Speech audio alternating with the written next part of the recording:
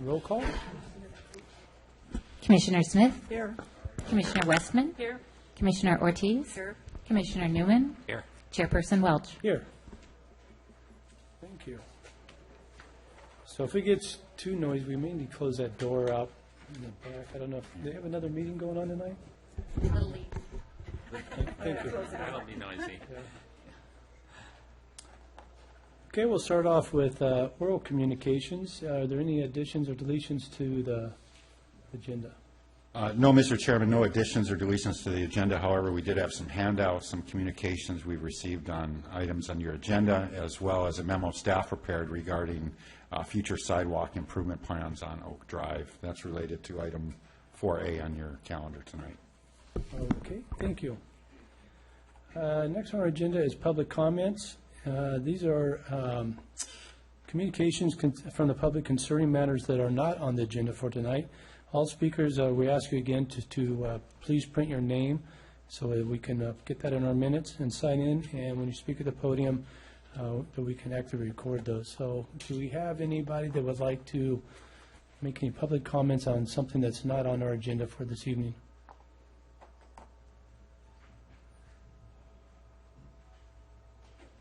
Hello. How you doing, sir? Good. My name is Arthur Kirby. I live on Capitol Avenue.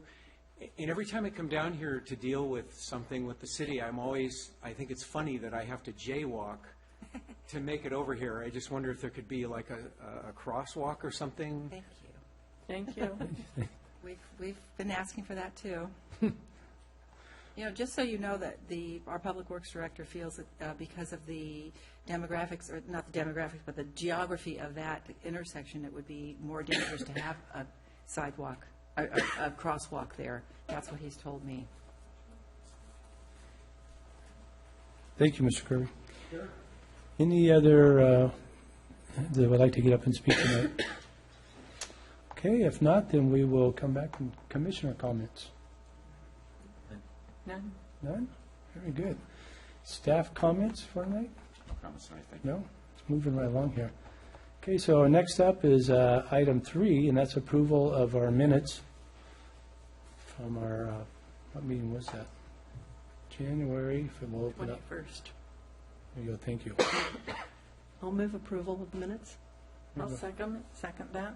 We have a first and second. Any discussion? All those in favor? Aye. I'll abstain, I was absent.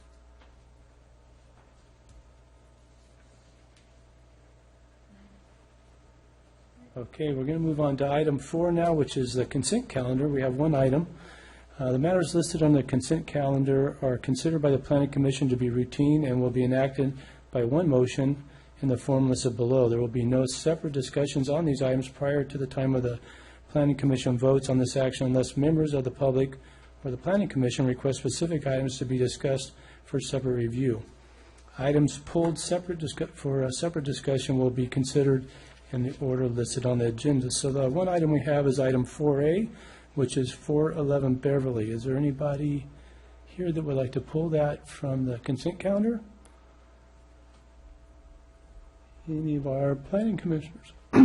I don't need to pull it from the consent calendar, but I do think we want to acknowledge that we checked with staff and the Public Works Director about the letter which we received from Barbara Graves and plans for future sidewalk on the east side of Oak. And I'm satisfied with their response, so I'm comfortable.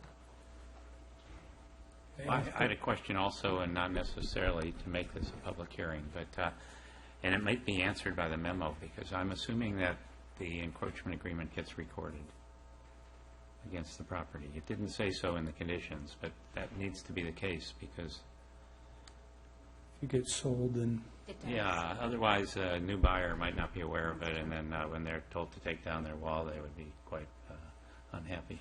So I think we need to pull it then.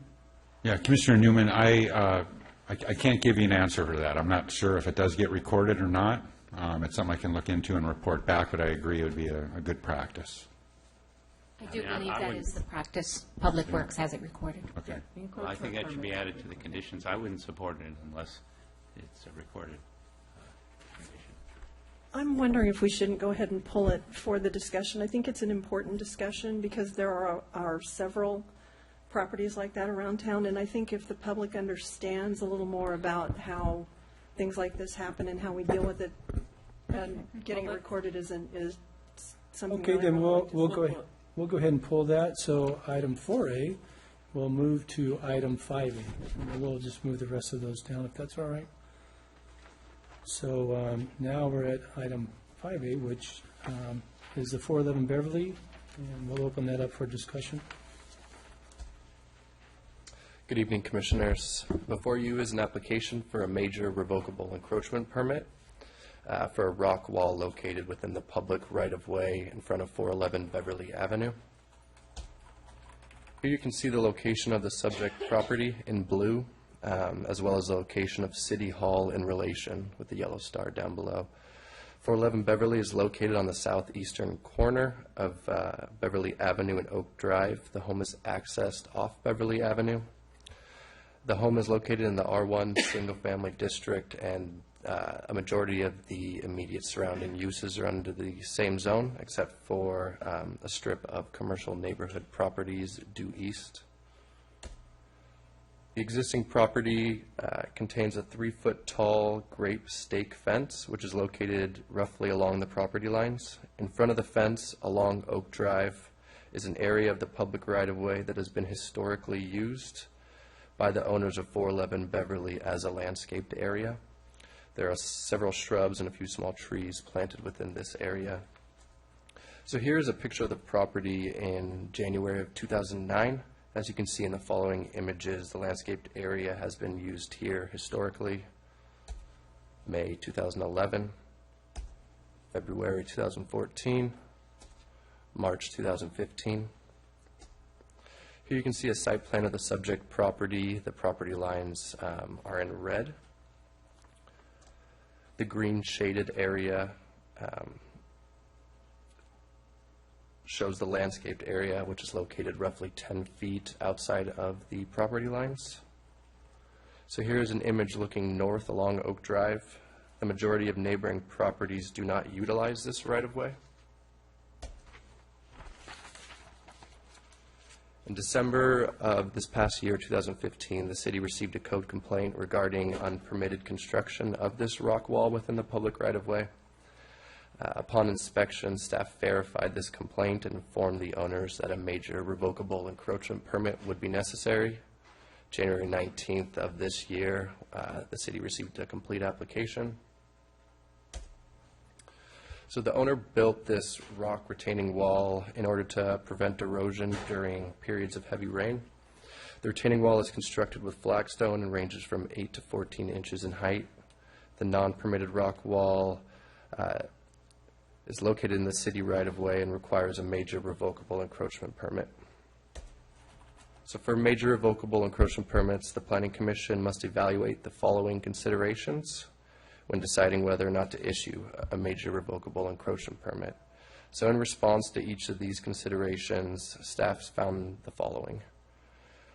Within the revocable hold harmless agreement, the owner must agree that the removal of the structure, when so ordered by the city, shall be at the permittee's expense and not at the expense of the city. 2, the wall is made of real rock and aesthetically complements the property and neighborhood. 3, views are not impacted by this wall. And 4, this would not be granting of a special privilege because the area has historically been utilized as a landscape area. The rock wall does not create a detriment to the community that exceeds the benefit to the property owner. Therefore, staff recommends that the Planning Commission approve application 16-006 based on the following conditions and findings of approval. Thanks, Ryan, for that visual presentation. So I'll bring that back for staff questions. Questions of staff? No, good presentation. Answered all my questions. Yeah. And I don't have a concern about this particular location because there wasn't any parking there because it's right at the intersection. But sure. I think there's staff comments, yeah. So, but good questions for staff? Oh, go ahead. None? Okay, then we'll open up for, if there's anybody from the public that would like to get up and speak to this matter, then we'll give you a few minutes, and we'll just ask that you give us your name and print your name when you come up to the podium. Hello again. Again, my name is Arthur Kirby. I live at 529 Capitol Avenue, so I'm the immediate backyard neighbor of this property in question. I just find it quite interesting because when I first moved in, I had lived in an unincorporated area, and we used to do things kind of on a whim, and I built a little enclosure behind my house and had to tear it down. And I wasn't given any options.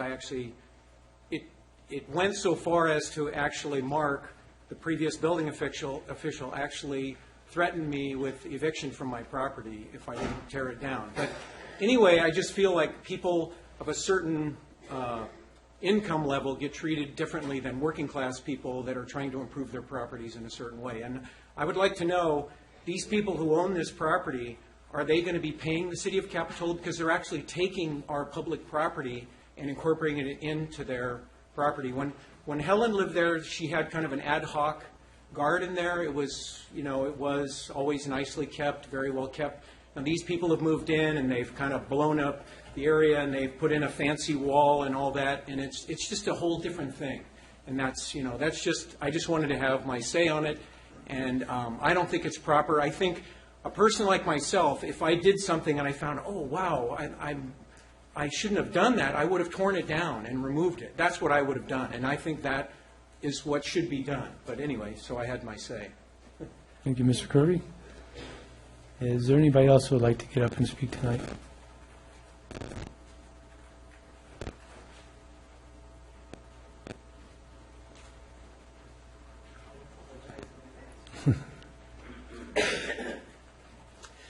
I'm Marge Hansen. I live kitty corner from the property in question at the corner of Oak and Beverly. I have no complaint about the structure of the wall. It is an attribute to the community. It does prevent erosion, and it prevents people from accidentally driving across the corner, potentially going through their fence. My one complaint is that this city has not maintained consistency in enforcing the codes and what people are allowed to build and where, particularly, as you know, up on Depot Hill. So if you're going to make these people go through all the histrionics of doing whatever with their wall, then you need to be consistent throughout the city. Thank you. Thank you. Okay, do we have anybody else that would like to get up and speak tonight? All right, I'll bring it back to the Planning Commission and for discussion. My only concern about these kinds of encroachment permits, and it doesn't really apply in this location, is that I think we want to be careful that we don't start eliminating parking in neighborhoods by people, encroaching right up to the very edge of the paved asphalt. On this particular corner, no one would be parking there anyway, so it's not a problem here. But I do think the commission needs to look at these when they come in and be thoughtful and do it on a case-by-case basis on how it affects the neighborhood. I would totally agree with that. And I went out and looked at it, and parking was one of those things that kind of flagged. But one of the reasons that I wanted to have the discussion is that Capitola does have a process, and it is reasonably consistently applied to properties that have historically had use of right-of-way. And they haven't always been, really clear. So when somebody coming into town buys a new property and the landscaping looks like it goes all the way out, unless they really go dot all the I's and cross all the T's and have a survey, they may not know that they're encroaching. So the encroachment permit is how we make sure that owners know that they're using public property. It's historically been used, so I see this wall as an improvement to what has historically been public property that this particular property is used. So I don't have any issues with doing the permit in, I guess, after the fact or in the middle of the fact. But I think it's really important for the public to know and for us to encourage public improvements by this process, allowing them to have an encroachment permit. So everybody knows, what the deal is, and if they do put sidewalks in, then the owner would be responsible for removing all of these improvements, returning the public property for public use, and the city could come in and, do the sidewalks or however that works. But it's a process that we can be consistent across all income levels and all peoples in Capitola. So I would definitely support the issuance of an encroachment permit in this case.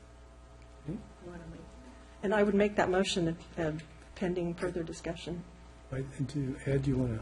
I have no further comments. Yes, I just would add the condition, as I said before, that the agreement be recorded.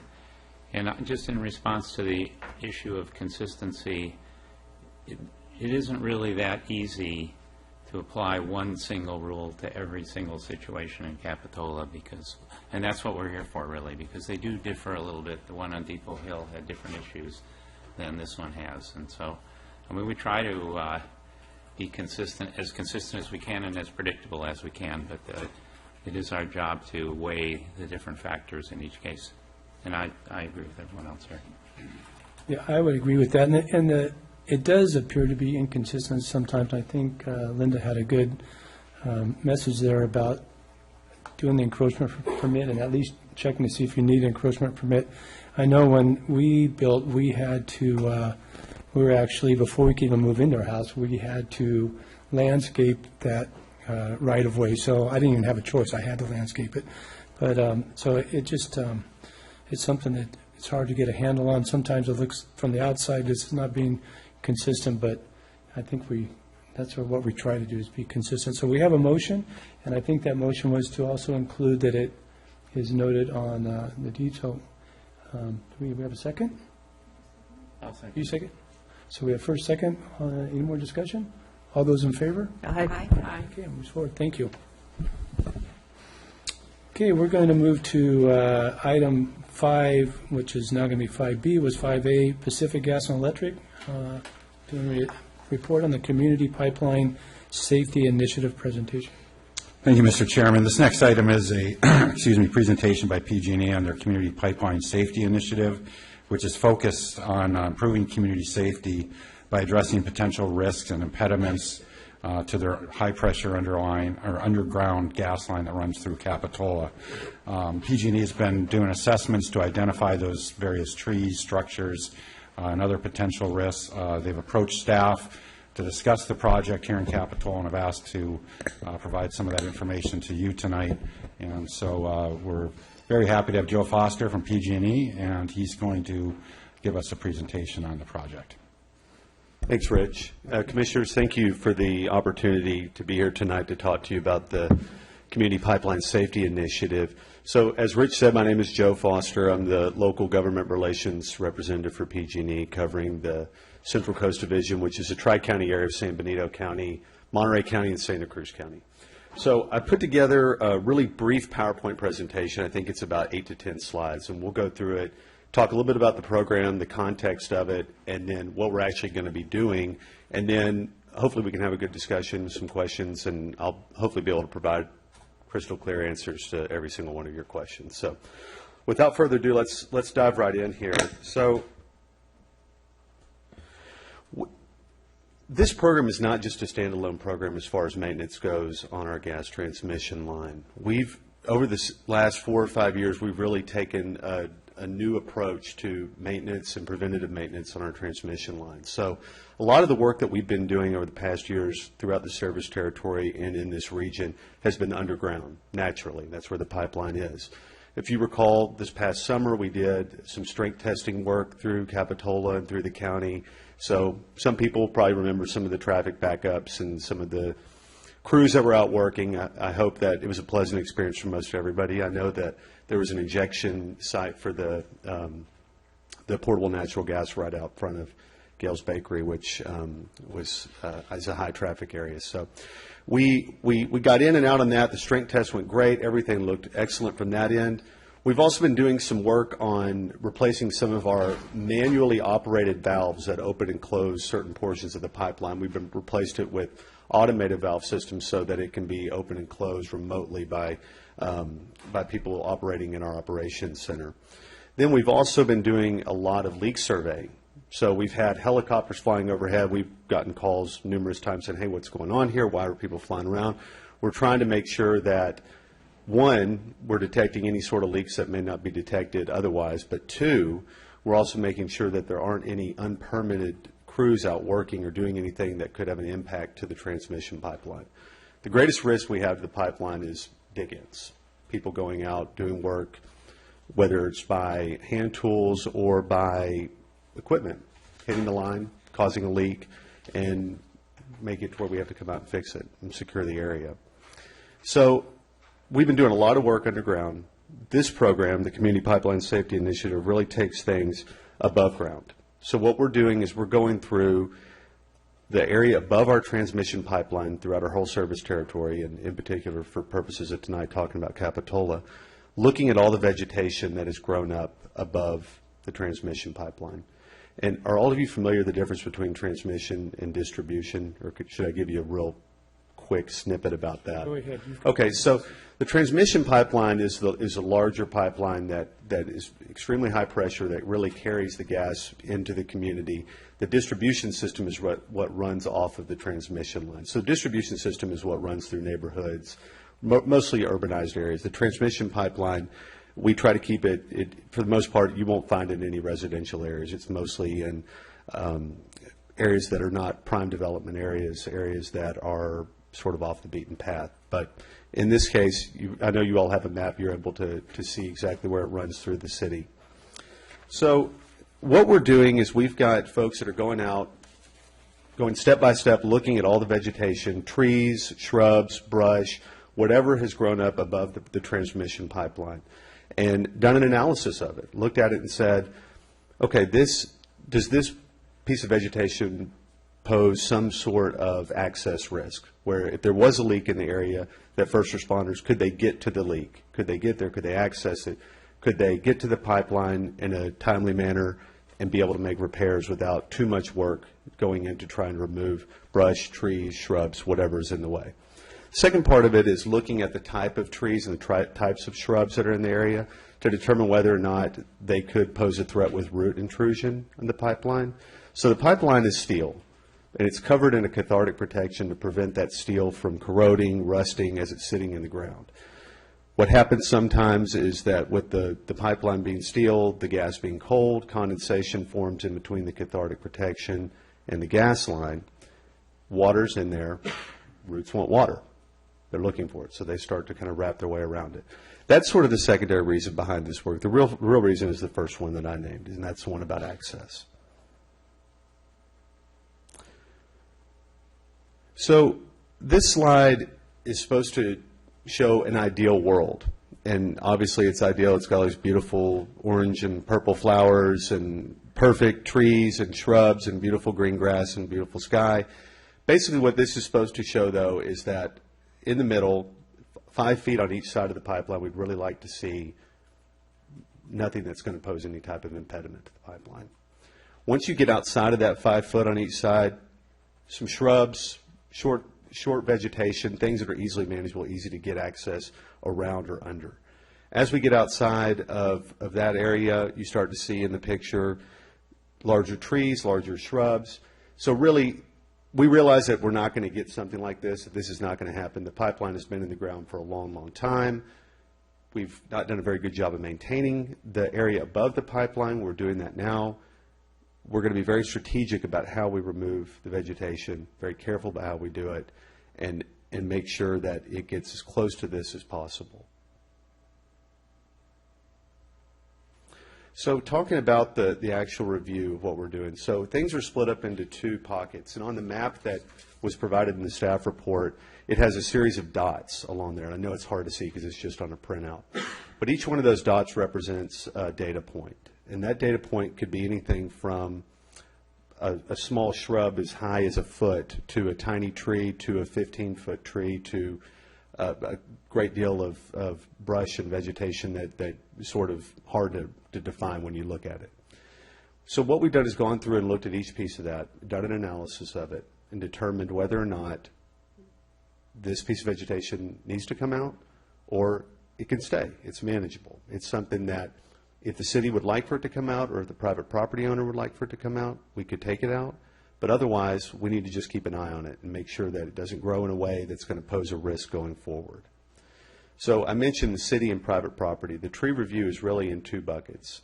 We have private property trees, which on that map that you have are blue dots. We have public property trees, which are the colored dots. Trees and shrubs, I should say. So what we're doing is we've already done the review of all the trees and shrubs on public property. Because it's public property, we can walk on it, do the analysis of it, put it through the rigorous system that we do to determine whether or not something is acceptable or unacceptable. The blue trees on private property have not gone through that same assessment yet. So we're going to be doing that soon. We're going to start by sending the letter out that is in your packet to, there are 29 private property owners in the city of Capitola that have a transmission line that runs on their property. So each one of them will receive the letter. If they don't respond to the letter within a week, we'll give them a call. If we don't get them by phone, then we'll have a customer impact agent go to their house and talk to them about it and begin dialogue to make sure they know they have a transmission pipeline, which hopefully they all know. I hope it's not a surprise to them.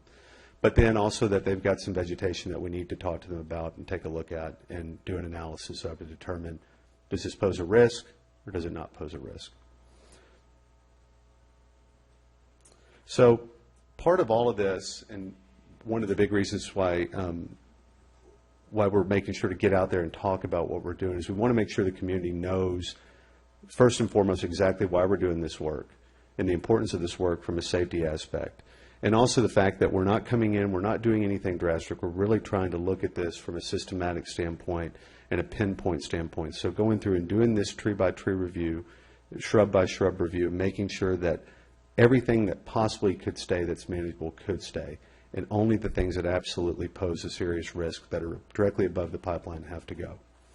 So we're doing a lot of outreach, both through print, TV media. We're doing, like we talked about, we're talking to all the private property owners about what's going on in their property. We're making sure that the city knows exactly what's going on, working hand in hand with staff to do the analysis of the trees, both unacceptable and manageable on public property, and then coming before the Planning Commission like this to vet this, to talk a little bit about it.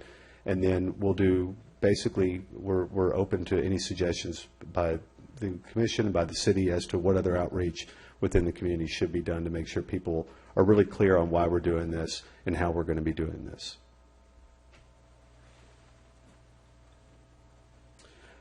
So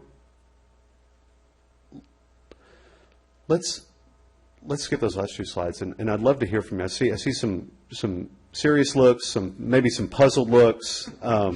I hope that what I've said has been clear, and you understand what we're proposing to do and what we're trying to do. And really, this is it's going to be a little bit of a long process, especially with trying to make contact with the private property owners, working through the analysis of the vegetation on their properties, and then coming to some sort of agreement with them on what they would like to have happen if we do end up removing a tree or two from their property.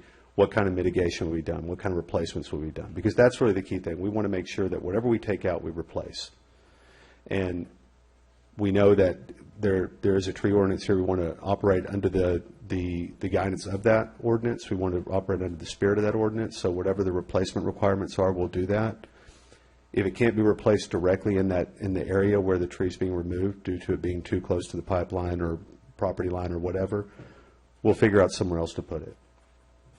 So I'd be happy to take any questions. Thanks, Joe, for the presentation. Yeah. Any questions? How does this is more for the staff, but how does this fit in with our tree ordinance? Do they have an exemption, or do they have to come to us every time, come to the staff every time they want to take a tree? So the tree ordinance would apply, but there is an allowance to remove a tree if it has caused or a potential to cause infrastructure. So if PG&E determines that there is a tree on a property that poses a risk, they would qualify for a tree removal permit. And then they would have to replace it with 2 trees, and they could put money into our, whatever it's called, urban forest, or whatever we call it. Yeah, so the typical requirement is a replant at 2 to 1, but there is an allowance that if it's infeasible to replant on a site, you could pay fees into the city's tree fund, which allows us to fund other tree planting projects. Now, what if it happens to be in that right-of-way area that we talked about? trees that are in the right-of-way in front of a property owner's home are the responsibility of a property owner. But no matter where you removed the trees, whether it was on public property or private property, PG&E is prepared to take the fiscal responsibility for either replacing it, the tree by two, or putting money into our tree fund. You would do that for private property owners as well as the city? So there'll be an agreement with each private property owner. Then we'll have an understanding with the city on what we're going to do with the public property trees. But you would take So- the fiscal responsibility? Yes, we will. of doing that. All right, great. Yes. I have another question. You mentioned the blue is on public property and the other two colors, which are yellow and red. What's the difference between yellow and red? So the blue is on private property. All right. That's okay. Opposite, okay. And then the yellow and the red are the ones that pose a serious risk that do need to come out. What's the difference between yellow and red? So the yellow ones are manageable. We're saying that we would like to take them out, Cautious, but if the yeah. city would like to leave them, we're happy to do that. We'll just keep an eye on it to make sure that it doesn't pose a serious risk going forward. So there are as you notice on the map, there are very few red dots. It's not that many. But there are several in the creek. That's right. In the But- riparian corridor. Right behind the Nob Hill Shopping Center. And will right. you need to get other jurisdictions involved in that riparian corridor removal? Our environmental folks will do whatever reviews necessary and make sure they have the proper permitting for it. Right? So in the end analysis, whatever trees get removed, there'll be a permit, and the ordinance will be met, and you guys are looking out for the safety of the community, and I think that's all pretty straightforward and good. I also really appreciate the proactive communication, because it's good for the community to know what you're doing and why. Well, thank you. Thanks. And is this something we can get put on our city website, information about Certainly. It's a good idea. something? Yeah, we could draft something up and send it over to you. Sure. Great. Great. Well, thank you, Mr. Foster. Thank you. Appreciate it. Okay, so that will move us to item 5C, which would be 4980 Garnet Street. So do we have a staff report? And I'm going to have to recuse myself from this item because it's within 500 feet of my property. Don't get lost. Okay, so staff report, right? Are you ready? Give her a minute to walk Okay. outside. All right, before you is an application for a remodel of a two-story home located at 4980 Garnett Street. The remodel includes converting the existing two-car carport into a garage, replacing the existing decks with smaller decks, and creating a new entryway along the front elevation.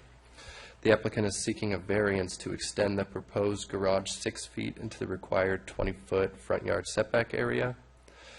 The remodel also includes modifications to window and door placement to create increased privacy along the side elevations and an updated appearance on the front elevation. The existing two-story home is located in the R1 single-family residential zoning district. The immediate surrounding uses in this jewel box neighborhood are also zoned R1. Here you can see both the existing on the left and proposed lower floor plans. The applicant is proposing to convert the existing carport into a two-car garage. The blue highlights the proposed change to covered parking. The existing carport is only 15 feet deep when the code requires 20 and is thus undersized. The applicant is proposing to extend the garage 5 feet forward, converting the undersized carport into a full-size two-car garage. A variance is required to extend the garage an additional 4 feet into the front yard setback area. Here you can see the existing and proposed second floor plans. The applicant is proposing to modify the design of the exterior stairwells or stairways and decks. The front yard second story deck, shown in orange, is currently non-conforming in that it is only set back 13 feet when 20 are required. The applicant is proposing to reduce the size of this deck from 156 square feet to 104, but continue the non-conforming setback at 13 feet. The rear yard deck, shown in yellow, would be reduced from 230 to 54 square feet. In total, the second story deck space will be reduced by a total of 228 square feet. Adjacent to the garage, the applicant is proposing an entryway wall leading into the side patio area. The entry wall, which is shown in these red circles, contains a front door, vertical siding, stone pillars, and a gable roof design to match the existing home and give the appearance of an enclosed front entrance. Additionally, the remodel includes a patio area with a trellis, and that's shown in blue.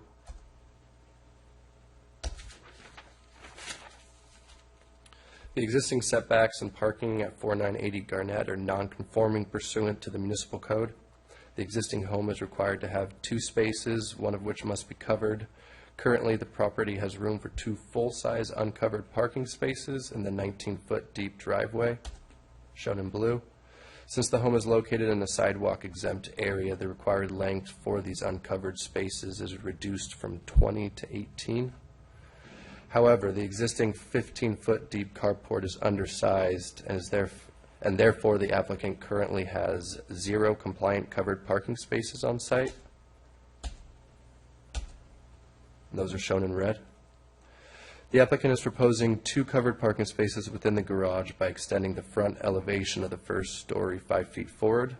The additional 5 feet decreases the existing front yard setback from 19 feet to 14 feet.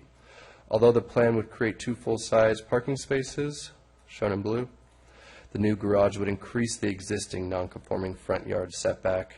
The uncovered parking spaces in front of the home would decrease from 19 feet in depth to 14, and then would no longer be full-size. It should be noted, however, that there is an additional 12 feet of unutilized right-of-way in front of the property line, in between the property line and the curb. As proposed, the garage will be located roughly 26 feet from the curb. Here you can see the existing and proposed elevations. Existing is on the left, proposed is on the right. The remodel includes modifications to the window and door placement to create increased privacy along the side elevations and an updated look of the front elevation. The blue shows the removed window location on the east elevation. Here you can see the west and south elevations, and the blue shows the removed windows on the west elevation. The applicant is requesting a variance to allow the new garage to further encroach into the front yard setback area. They're requesting this variance due to the current build conditions of the home. The applicant considered extending the interior wall of the carport 4 feet into the existing home, but found that this alternative would cause major changes to the interior layout due to the staircase location behind the wall of the carport, and that is shown in blue. So the proposed minor remodel would become a major remodel if they were required to relocate the internal staircase. Due to this, the applicant is requesting the variance to maintain the staircase location and the existing internal layout of the home. So the property at 4980 Garnett Street is regular shaped. It's on a flat lot. Properties within this block are generally of similar size. There are no special circumstances applicable to the lot related to the size, shape, or topography. However, the Planning Commission could find that the grant of a variance permit would not constitute a special privilege, inconsistent with the limitations upon other properties in the vicinity. From a cursory review, staff found that there are 12 other properties within this neighborhood that do not meet the front yard setback requirements. Staff also observed that the home on 4980 Garnett is the only home within this block that has a carport rather than a garage. The proposed remodel would update the property with a more compatible aesthetic form to the existing homes within the block. Although there are not special circumstances applicable to the subject property, other properties in the vicinity and under identical zoning do enjoy the privileges of decreased front yard setbacks. Staff recommends the Planning Commission approve of the variance due to the existing non-conforming setbacks throughout Garnett Street, the presence of 12 additional feet of unutilized right-of-way between the property line and the curb, and because the garage enclosure will complement the existing character of the neighborhood. That's the end of my presentation, and I believe the property owner does have a few slides. Okay, thanks, Ryan. Do you want to have any questions of staff real quick before we I have a question of the applicant, but not. Okay, so is the applicant here? Great, you want to come up? I'm sorry, are you Mr. Aaron, or are you the representative, Mr. Salmon? I'm Dave Aaron. Okay, thank you very much.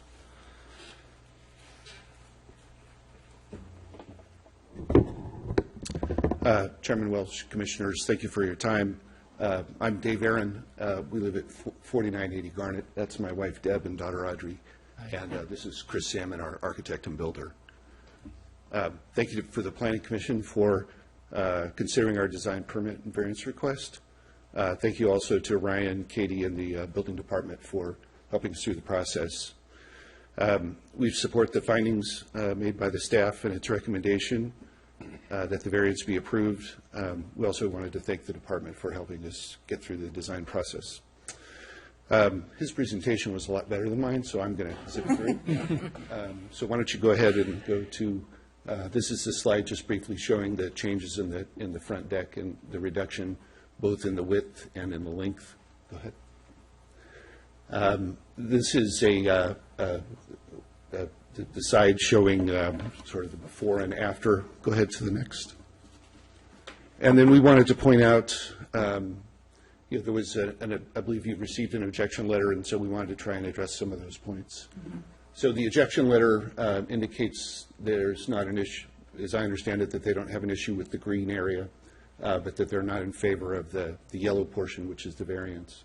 So we just wanted to identify, what we think is the controversial portion. Ms. Calderella's here, so she'll get the chance to talk for herself. But we wanted to just identify those were the 5 feet. It's not 5 feet placed at the end of the overhang. It's 5 feet from the end of the garage. In fact, you may have seen there was another letter from a neighbor who also objected, and he didn't quite understand the plans. He thought that the 5 feet was to start at the edge of the overhang, right. And he also thought that there would be some changes to the second story. In fact, didn't realize we were taking it down. Go ahead. So I did talk to him, and we're okay now. Good. Okay. In the Calderella's letter, they had some pictures taken from their property, and I wanted to just use those pictures to show where the sight lines will be impacted. So this is the first. It's from what I believe is in front of their house, and this is the 5-foot area that will be blocked, shielding the view of the plants on the other side. Go to the next. This is a view from the second story, which shows, and actually I'm not even sure that that's exactly right, because we're going to be bringing in the overhang, right. But that's just sort of a straight down from the existing overhang. And then one more. And then this is, again, sort of showing what the view is and how it would be impacted.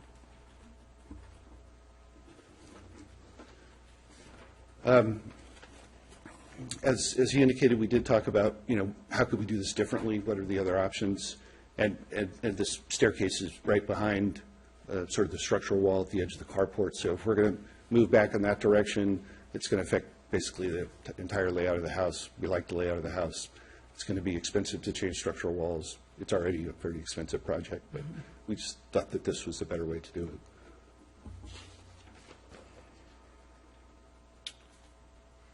it.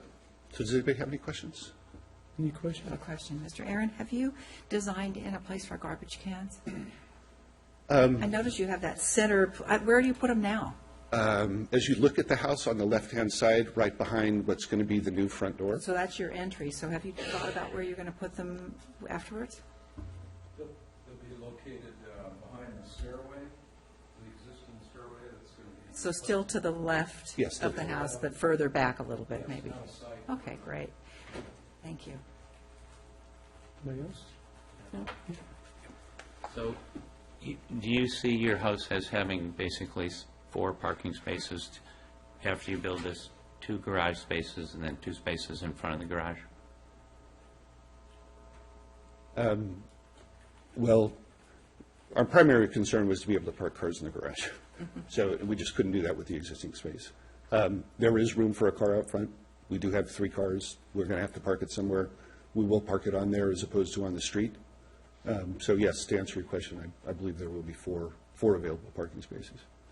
So we get into sort of a similar issue to what you were sat through before, where we're having a private property owner, in effect, utilize part of the public right-of-way for their, and so if that public right-of-way ever, I don't think it will, but if it ever had to be used for public purposes, you would not really have your 4 spaces anymore because you'd only have 14 feet. Indeed, but we'd have 2 closed Two spaces. covered spaces, yeah, but, so I don't know. I mean, I'm assuming that's never going to happen here, that there are going to be sidewalks there that are going to be interfered with by the potential parking. Didn't someone say this was a sidewalk exempt area? Yeah. the You know, sidewalk it's exempt. it's similar to Depot Hill. Oh, yeah, And I so- think recently we had a house up there, I think it was on, Yeah, and on that one, they ended up using a portion of the right-of-way. And, you know, looking at this one, it seems like most of the other houses that I looked at on the same street also use that right-of-way to make certain that they have a 20-foot-long driveway and can park cars in. If we're done asking questions of yeah, that was. Mr. Aaron, Right. then I'll open it up for public comment. Thank you. Thank you, Mr. So do we have any members of the public that would like to speak on this item? Thank you. Hello, good evening. I'm Jan Caldarella, and as Dan has said, I'm the neighbor. Okay. And we're thrilled to have them in the neighborhood and for them to invest in the home in our neighborhood. There were some things, though, I just think are, maybe I'd like to understand better. One of them would be the process. So when we originally received the notification of a permit, there was no mention of a variance at all. And so, you know, we don't have a problem with the remodel. I do challenge whether it's major or minor. I think it is, we've done enough remodels to know that it is major, so I wouldn't consider this a minor remodel.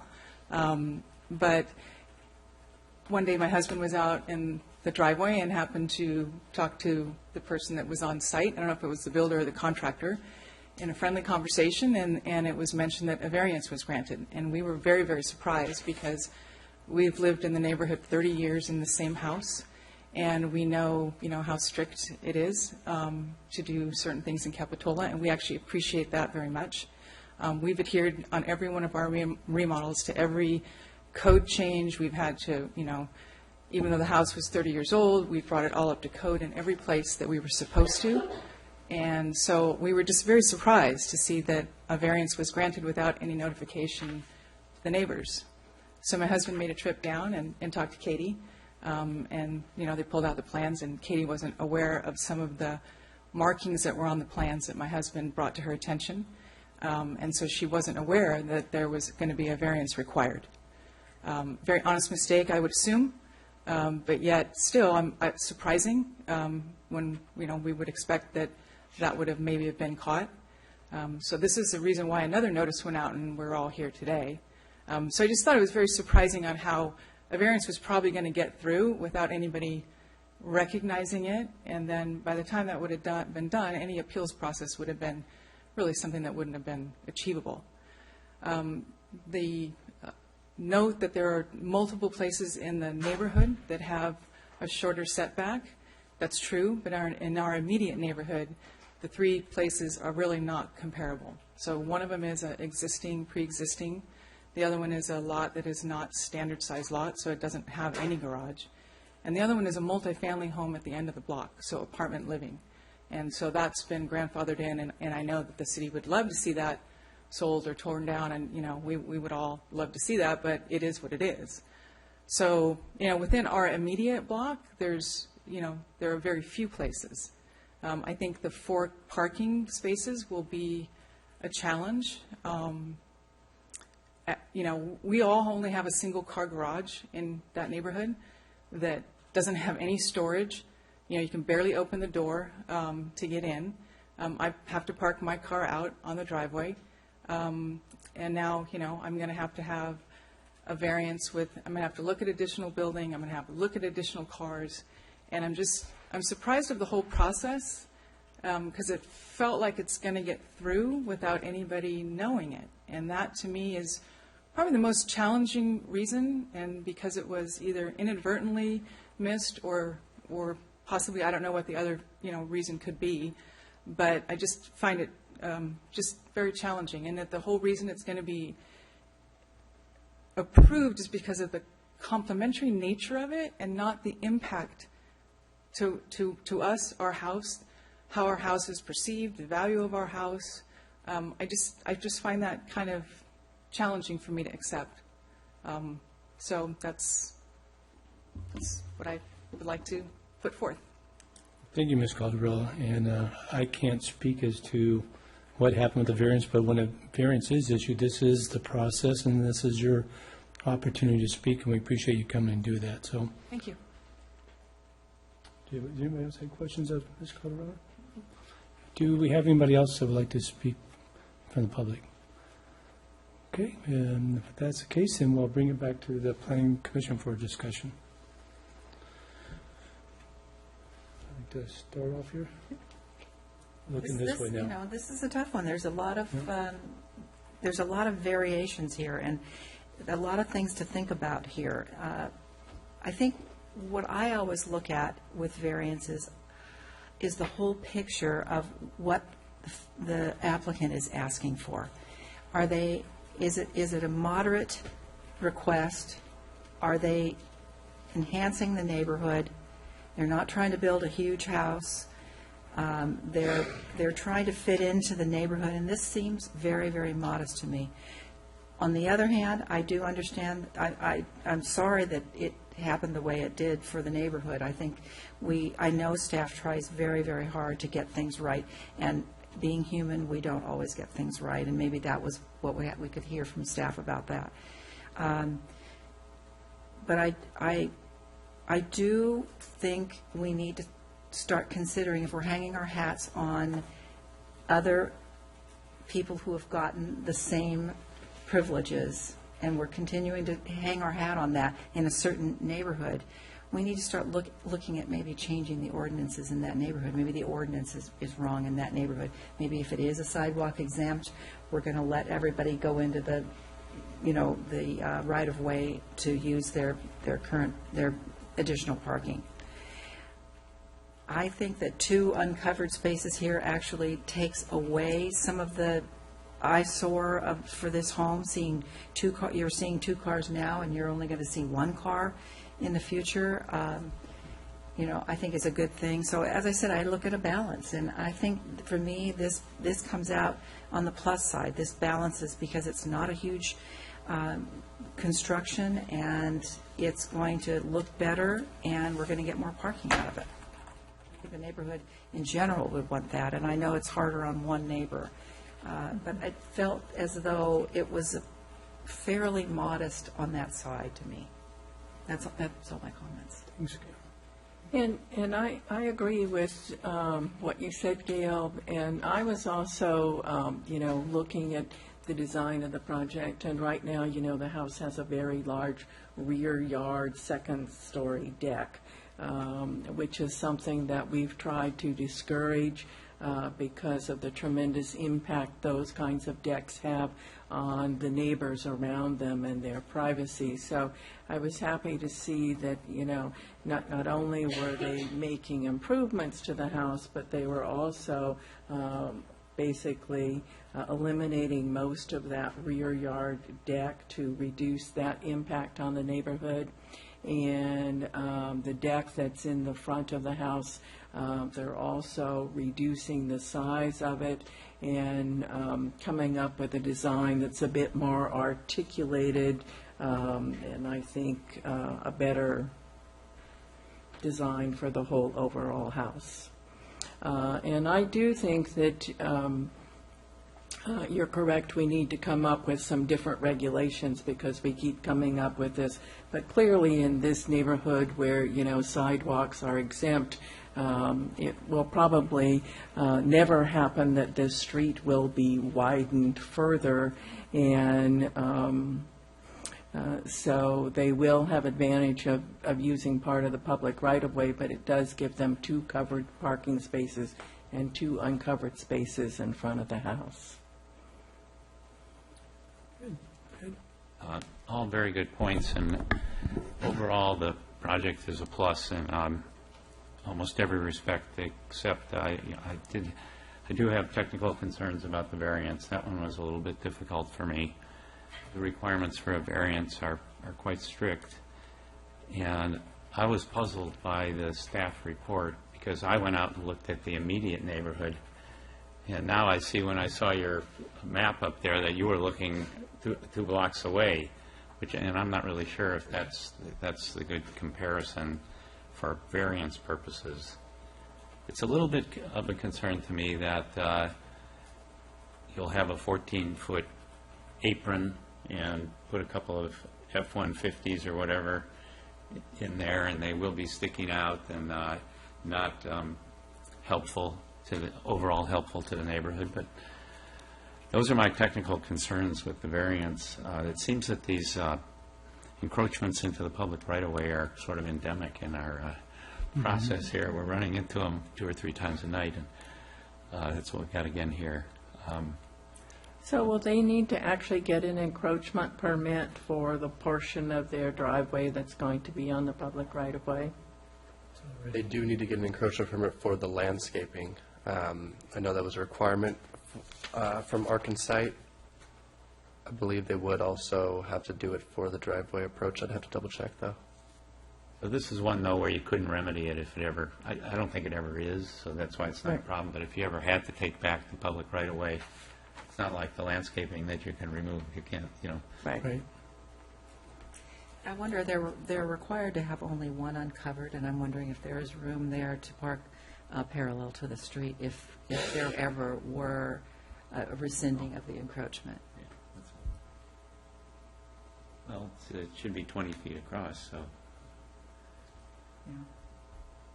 And Ryan, if I'm right, it is actually with the garage built out, even though there's a 14-foot apron, the length would still be 25 feet to the curb. Including the right-of-way, yeah. Correct. Is that it, Ed? Is that it? Yeah, I know, I didn't come to any conclusion, but I'm waiting to hear from you. Well, these right-of-ways really, seem to be an impact. We have them in all of our areas, and they all have different meanings where they're at. I mean, Depot Hill is a sidewalk exempt, this is a sidewalk exempt, so really what is the intent of having that area? Because it becomes subjective. I mean, even I noticed Ms. Calderella's fence is out on the curb, so it's in that right-of-way area, which would, in turn have to be removed.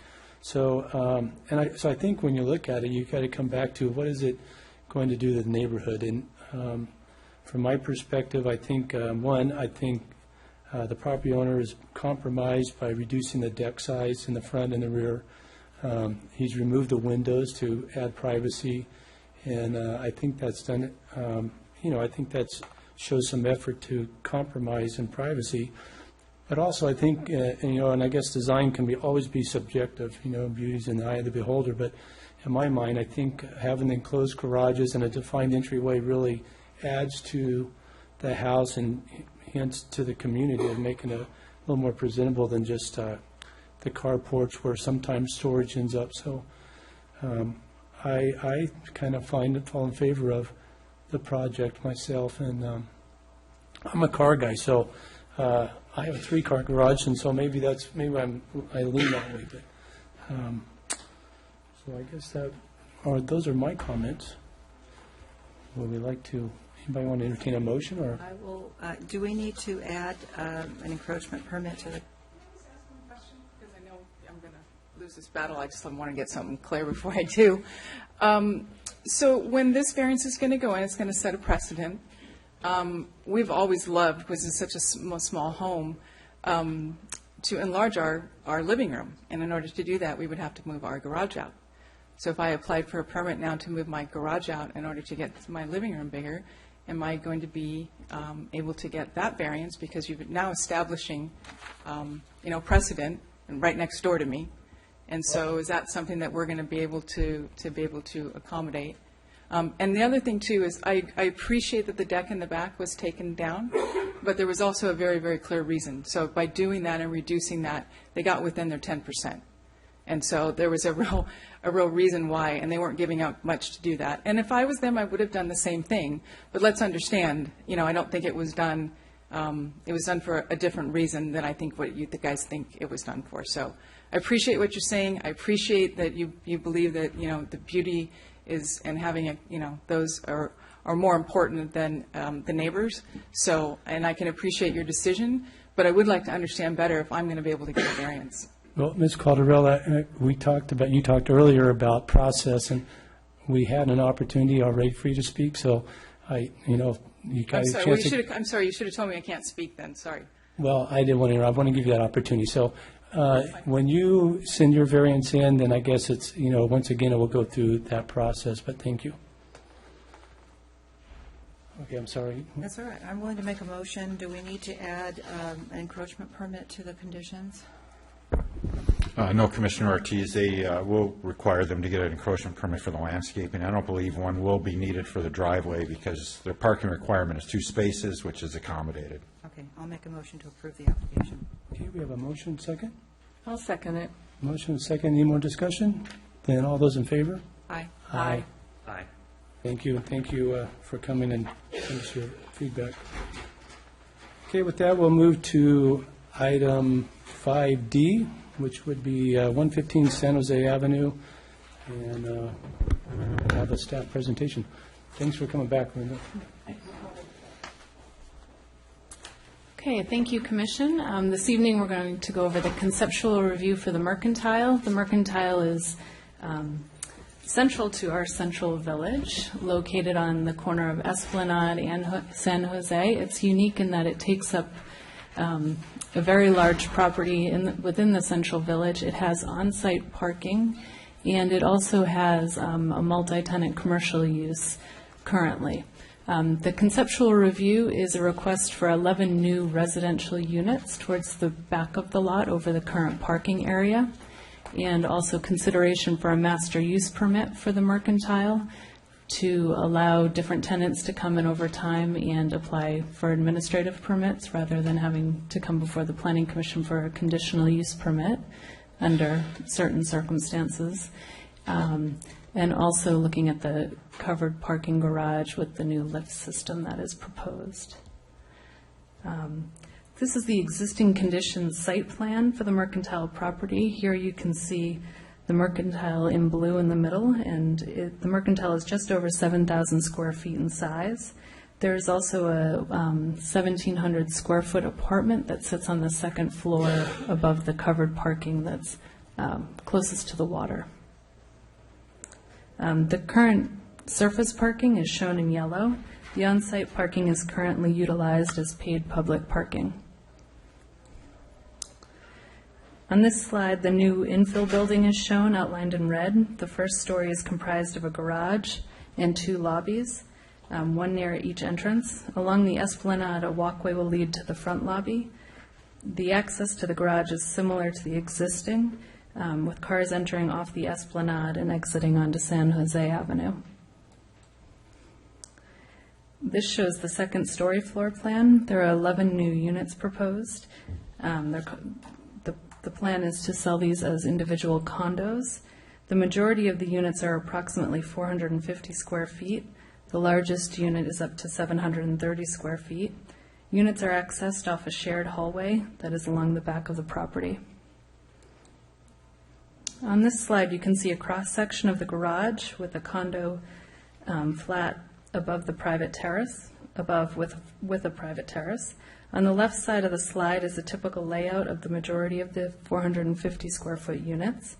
The arrow is pointing to the location of a small kitchen space. Each unit will have a minimum 7-foot-long kitchen counter with sink, 2 burners, and an under-the-counter fridge and cabinets above. So that's just directly across from where the couch is. This is an elevation from San Jose Avenue. In this image, you're seeing the windows of units 1, 2, and 3 on the east side of the building. Below is a garage door, and for the exiting of the shared garage. The design is stepped back from the property line to incorporate 2 planters, creating variety in the wall plane and interest along at the pedestrian level. The second-story bay windows and the cantilevered Unit 3 also create variation in the facade along the street. And there's also a mix of materials proposed. This is the existing view from San Jose. As you can see, there are some trees within the existing parking lot that will be removed to accommodate this concept. This is the elevation from Esplanade. The lobby entrance is located on the left. This portion of the building where the lobby is closest to the street. The garage is located approximately 15 feet back from the lobby. The massing is stepped along the frontage, and the existing patio area in front of the Mercantile is maintained. So it is set back a distance from the Esplanade, the front lobby, and then further back for the garage entrance. Here is the image of the current view from the Esplanade. The small building on the left will be removed, where Slow Coast currently exists. This is adjacent property to the Mercantile. You can see it is owned by the same owner.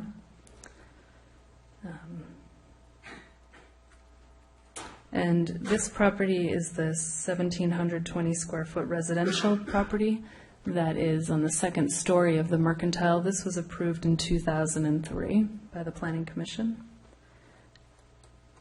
Now we're going to transfer into the discussion on the master use permit. The Mercantile, as I stated, is a unique property with over 7,000 square feet of multi-tenant commercial mix and on-site parking. Many of the properties in the village are limited in terms of land use due to the absence of on-site parking. The Mercantile has on-site parking, so when new applications come in for increase of intensity, it can be considered on the site.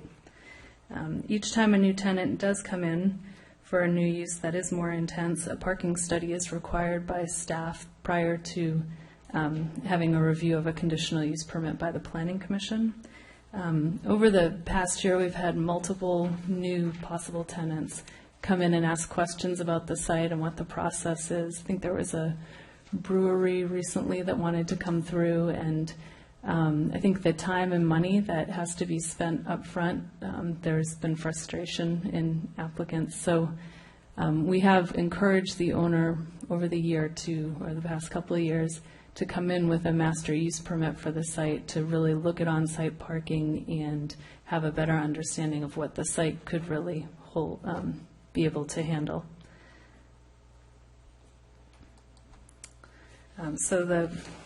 That is part of this conceptual review tonight, and a parking study was completed by Marcus Transportation Engineers.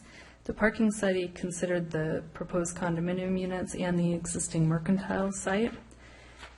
Within the study, the engineer found that the site could handle 4,400 square feet of restaurant space and the remainder of the site being retail, and that includes the 11 studio apartments that are on site. I do want to bring to your attention, it did not include the 2003 approval of the single unit that's above the carports currently, that's closest to the beach. So that second story existing single unit was not considered within this study. So these numbers would change. The number of restaurant would be lowered.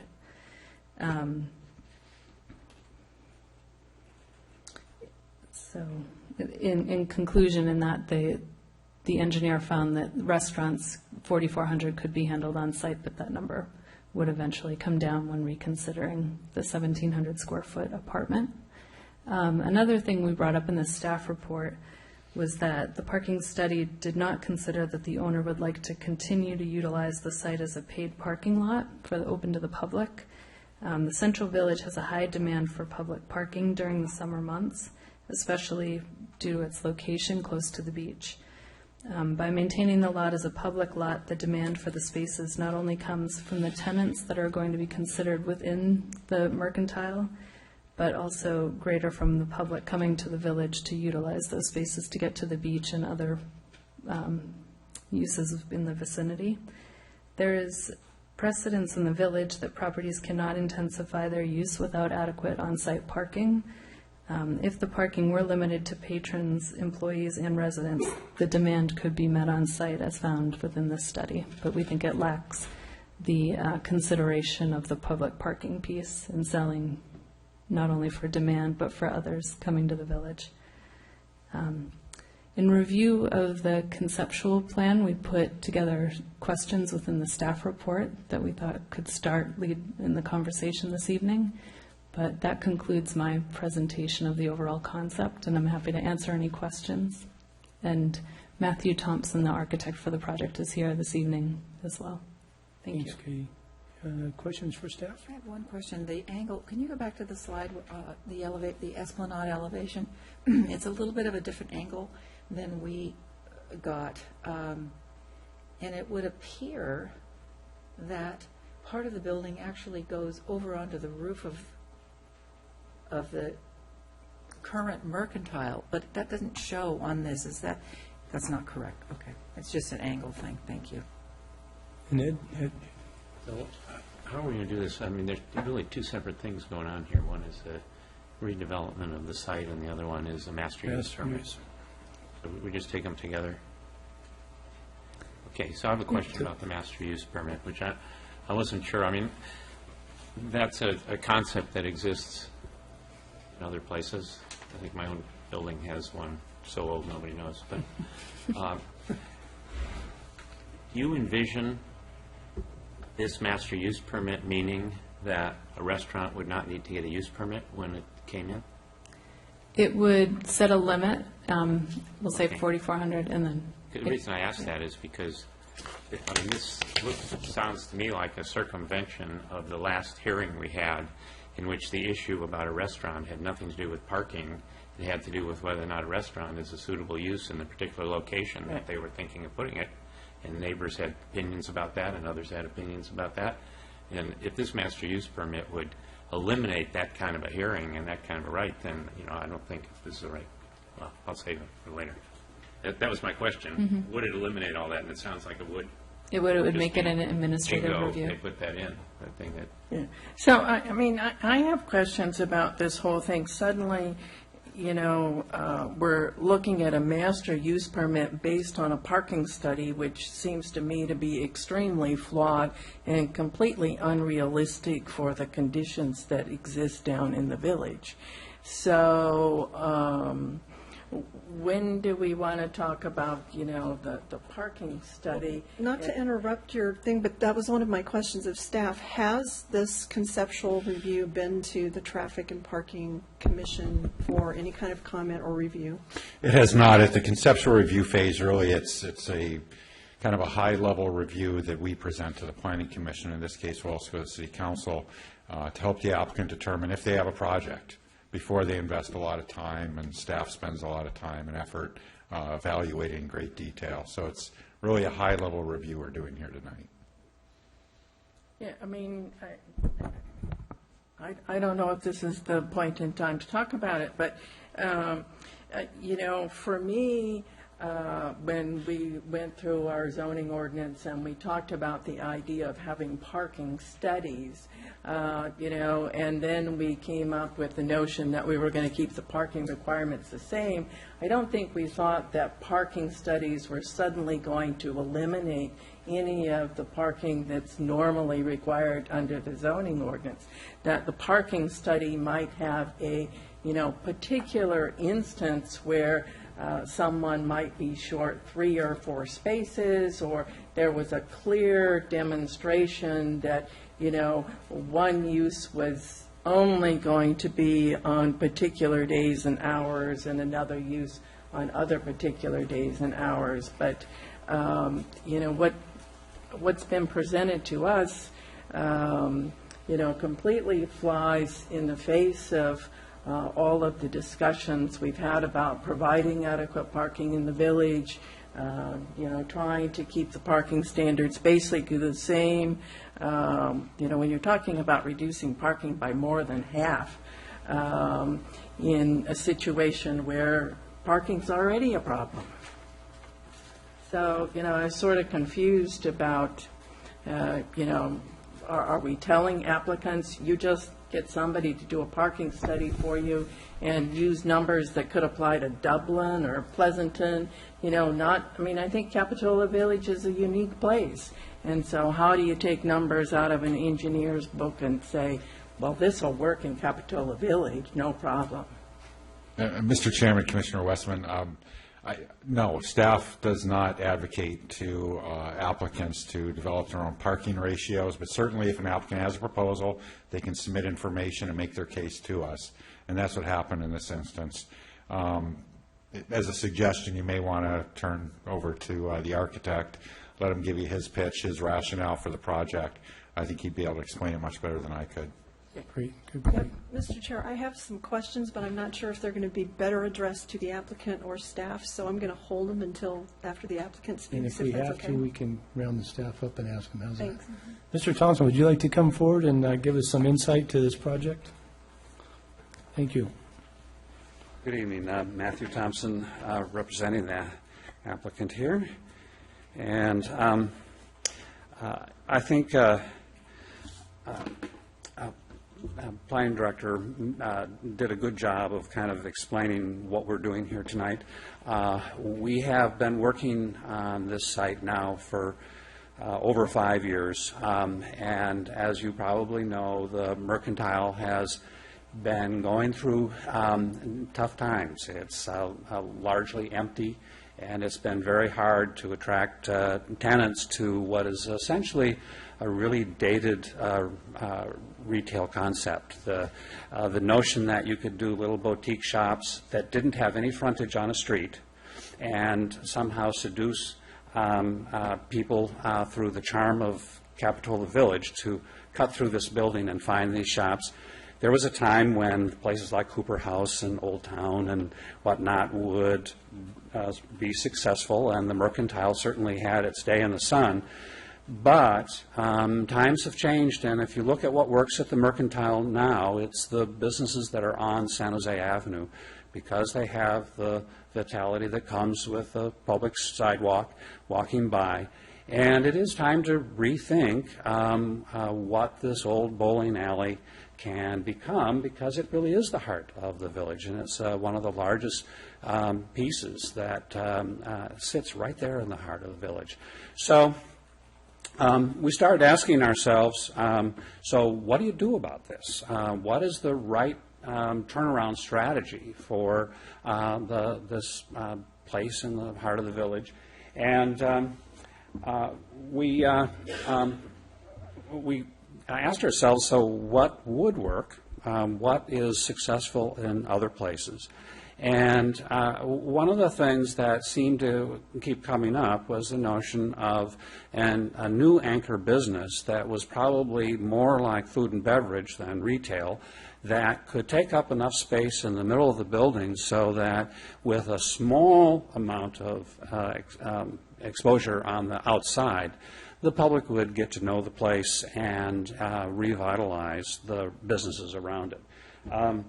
And so the biggest impediment to something like that, of course, is the parking standards that the city applies to businesses in general, but particularly to food and beverage. And so that was kind of a place to start, was, okay, well, how are we going to deal with parking? Because we're actually thinking about a new anchor, if you will, for the site. One of the things that kind of happened about this same time is that the owners started to have first a part-time on-site manager and then a full-time on-site manager, and we started to realize that actually one of the things that's different today than 25 years ago is that, in fact, it's very commonplace to have full-time on-site management for a facility like this. And that's what makes the valet parking work. Valet parking used to be a really exotic idea, but it's, again, becoming more and more complex and, more and more commonplace. In fact, a lot of people like the fact that when they come to a place that has parking problems, they can actually go someplace and just get out of their car and somebody manages storing it for them. And that can be done here in a really low-key way because we're putting the cars in a garage, or most of the cars in a garage.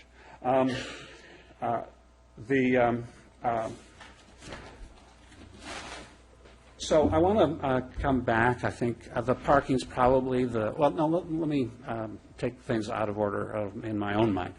On the subject of the architecture, the notion of building over the parking lot, I think that we've been able to show in previous projects that doing two-story buildings with some residential units over commercial space in the village actually works out really well. The building that we did to replace a burned building on Capitola Avenue half a dozen years ago, I think has fit into the village seamlessly. I don't think anyone even recognizes that it's a new building, and I think it's entirely possible to add to the building presence of the village successfully and in a way that makes it better. Certainly covering up a parking lot I think is a useful thing. There isn't a lot of surface parking lots in the village. Part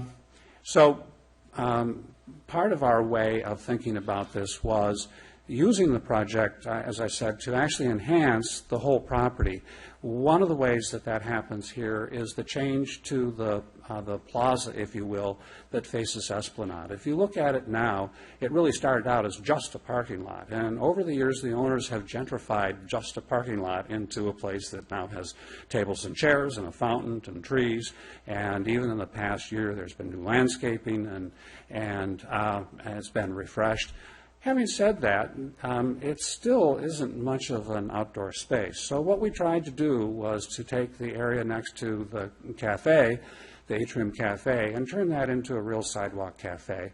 Narrow the automobile presence to simply a driveway, and then landscaping the westerly side of it so that it really is a place of green with benches and flowers and the like. So the amount of landscaping there on the Esplanade is quite different. And I think the result is a pedestrian space that's as attractive and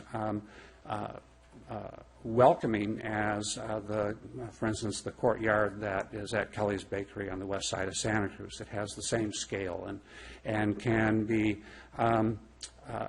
invigorated with just a few patrons at the tables on the outside.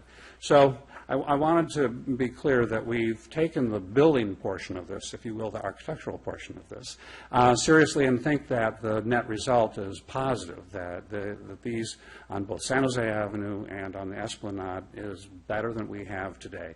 A serious new investment in the village. So now back to parking. The parking is a confusing issue for the village, and not the least of which that this property, along with the old theater property, have a different status in the village than any of the other properties. And they're the two properties that have public parking on them. They're the two sites that especially, just speaking at the Mercantile, much of the day, the public parking is available to the public because there isn't any demand by the businesses on site. And but the real crux of this is, so what's fair? There are lots of restaurants on the other side of Esplanade that have food and beverage service and no parking whatsoever. And so what we've posited here on this site is fair is fair. This site should be able to have businesses that can reasonably be supported by the parking that is available on the site. And by reasonable calculation, the reason that we used the Institute of Transportation Engineers standards for parking demand calculations is that that's the best we've got. When the city in 2008 had a transportation engineer calculate parking for the entire village, the engineer's conclusion was that the city over-demanded parking for food and beverage uses. That is to say, you were asking for more parking than these uses were generating. So it is, the city already knows that just doing things the way we've always done them doesn't meet the straight face test. So we're trying to come up with a formula, and that's what we need here, is a formula that's fair and that, in fact, is adequate to meet the parking demands of the site. We are not trying to create a situation where the site doesn't meet its fair share of parking for the demand created. Now, lastly, the question between public and private. I've inquired again in the past few days amongst various experts on the subject. What are the benefits of public versus private, and who benefits in which situation? And the fact of the matter is that the tenants on the site are the only people that benefit from private parking, because they can say nobody can park here but our customers, and they can enforce that, and that way they can advertise that they have that rare thing, free available parking in the Capitola Village. And that's certainly one way to think about this. But every expert that I contacted from public and private sectors said that the best thing for the public, and that's the entire public, is public parking. And ironically, the owners of the property agree with the public. That is to say, they would rather have the parking lot full of customers and have their tenants compete than to have an empty building. What drives success in a village is having people there, and having parking available is good for the village. So we are, when I say we, the owner is willing to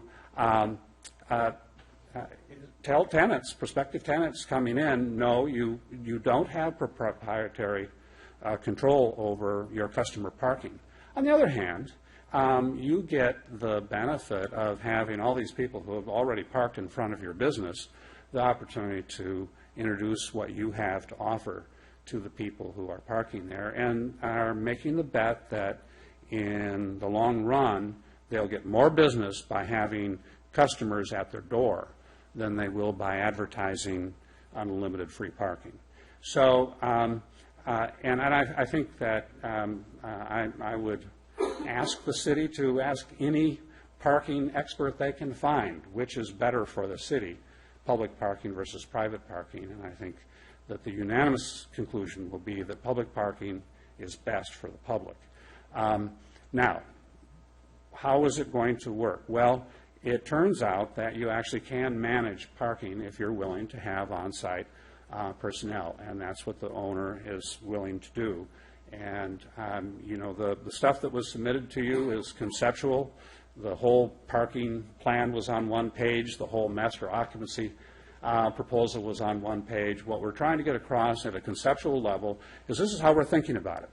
We're thinking about reimagining how the mercantile can succeed and be an asset to the village. We're rethinking how to take a unique property that doesn't have to live with the other rules in the village because it's a separate place, and end up with the best outcome. Because having a failed building in the heart of the village isn't good for the village, and it isn't good for the owners. So we've got to find a way past this. And part of our intention with the conceptual review was to solicit suggestions about from the commission, from the council members, from the community. How are we going to turn this around? We think we understand the market well enough. We think we understand the parking demands calculations well enough. You hear from the community. So thank you. Are we going to hear from the public? We could do that. Do we have anybody that would like to speak on this behalf in the public?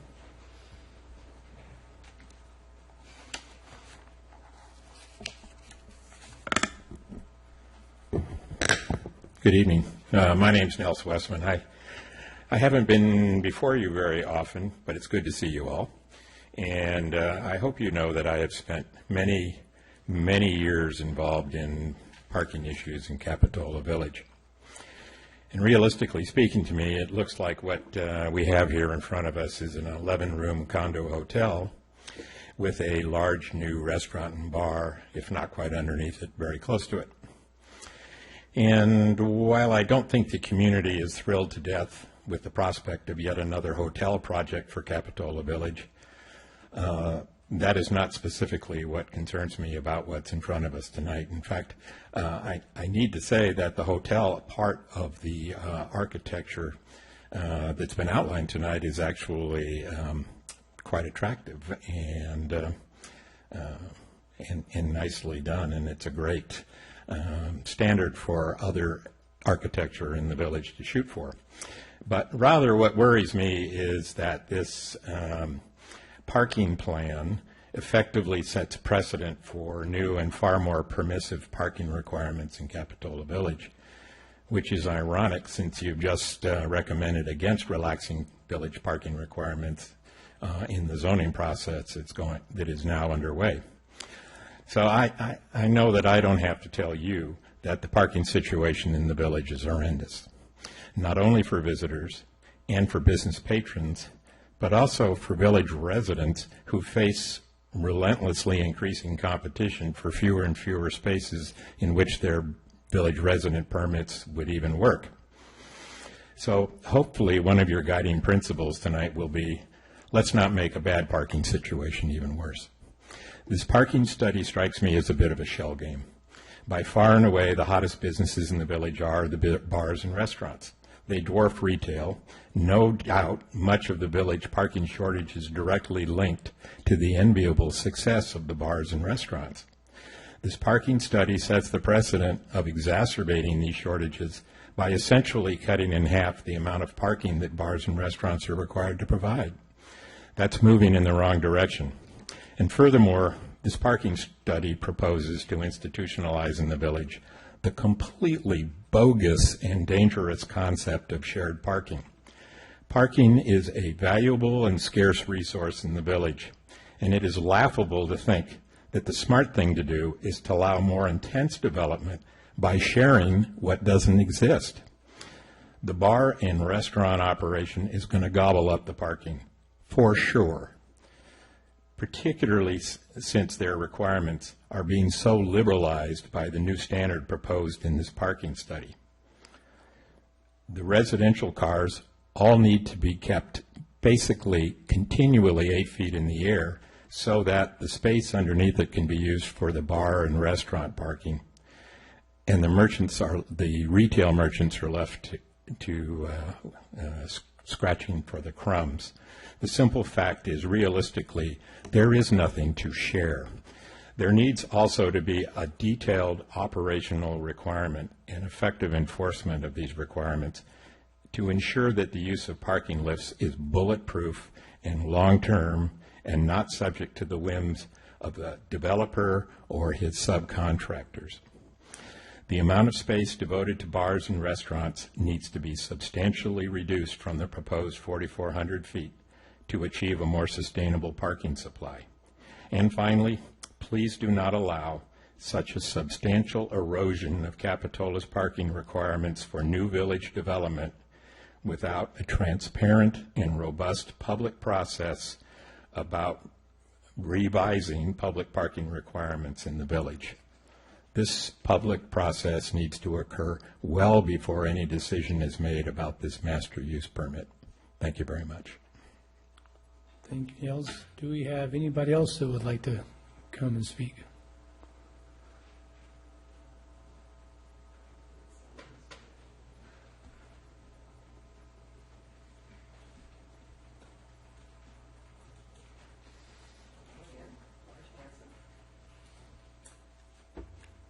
I just find it anathema that you would consider allowing such a structure in the village when I'm not sure if it's the owners of the building or the property management of the Mercantile has basically run it into the ground. And I say this from personal experience.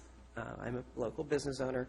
I approached South Star about renting 2 different spaces at 2 different times. The cost per square foot, maybe it's normal in the village, I thought was just exorbitant. And in conversations with former tenants of the Mercantile, they were basically run off by promises made that were never kept and just blatantly treated poorly. So I'm very skeptical that whatever promises are made by the owners, the property management, I don't know you, sir, possibly even the architect, that it would be a detriment to Capitola. I don't see it enough of a track record that the promises would be kept. And this idea of losing parking, even if it's private, we have enough problems with parking. I'm sure we've all been caught in the traffic circling the village.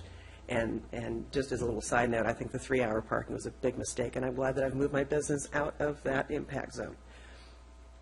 So there we go with that one.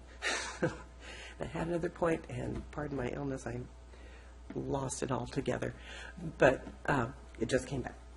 So now we have the Mercantile building. It's been through all sorts of changes and identities over the years, and now they're proposing another one with even less parking. Why not remodel the Mercantile and make it a viable situation?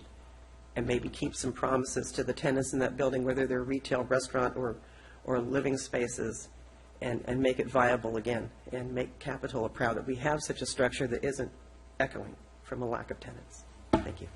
Thank you, Ms. Hanson. Okay, anybody else that would like to, before we bring it back to the commission? All right, then I'll bring it back and let you guys have a shot at it. Nobody's looking at me. Nobody wants to jump in here. Well, I'll throw in. I had some questions that didn't get answered, but since this is a conceptual review, rather than asking them as questions, I'll just throw them out there as concerns. And if we can go back to the slide that shows kind of the site layout plan. Okay, that first floor.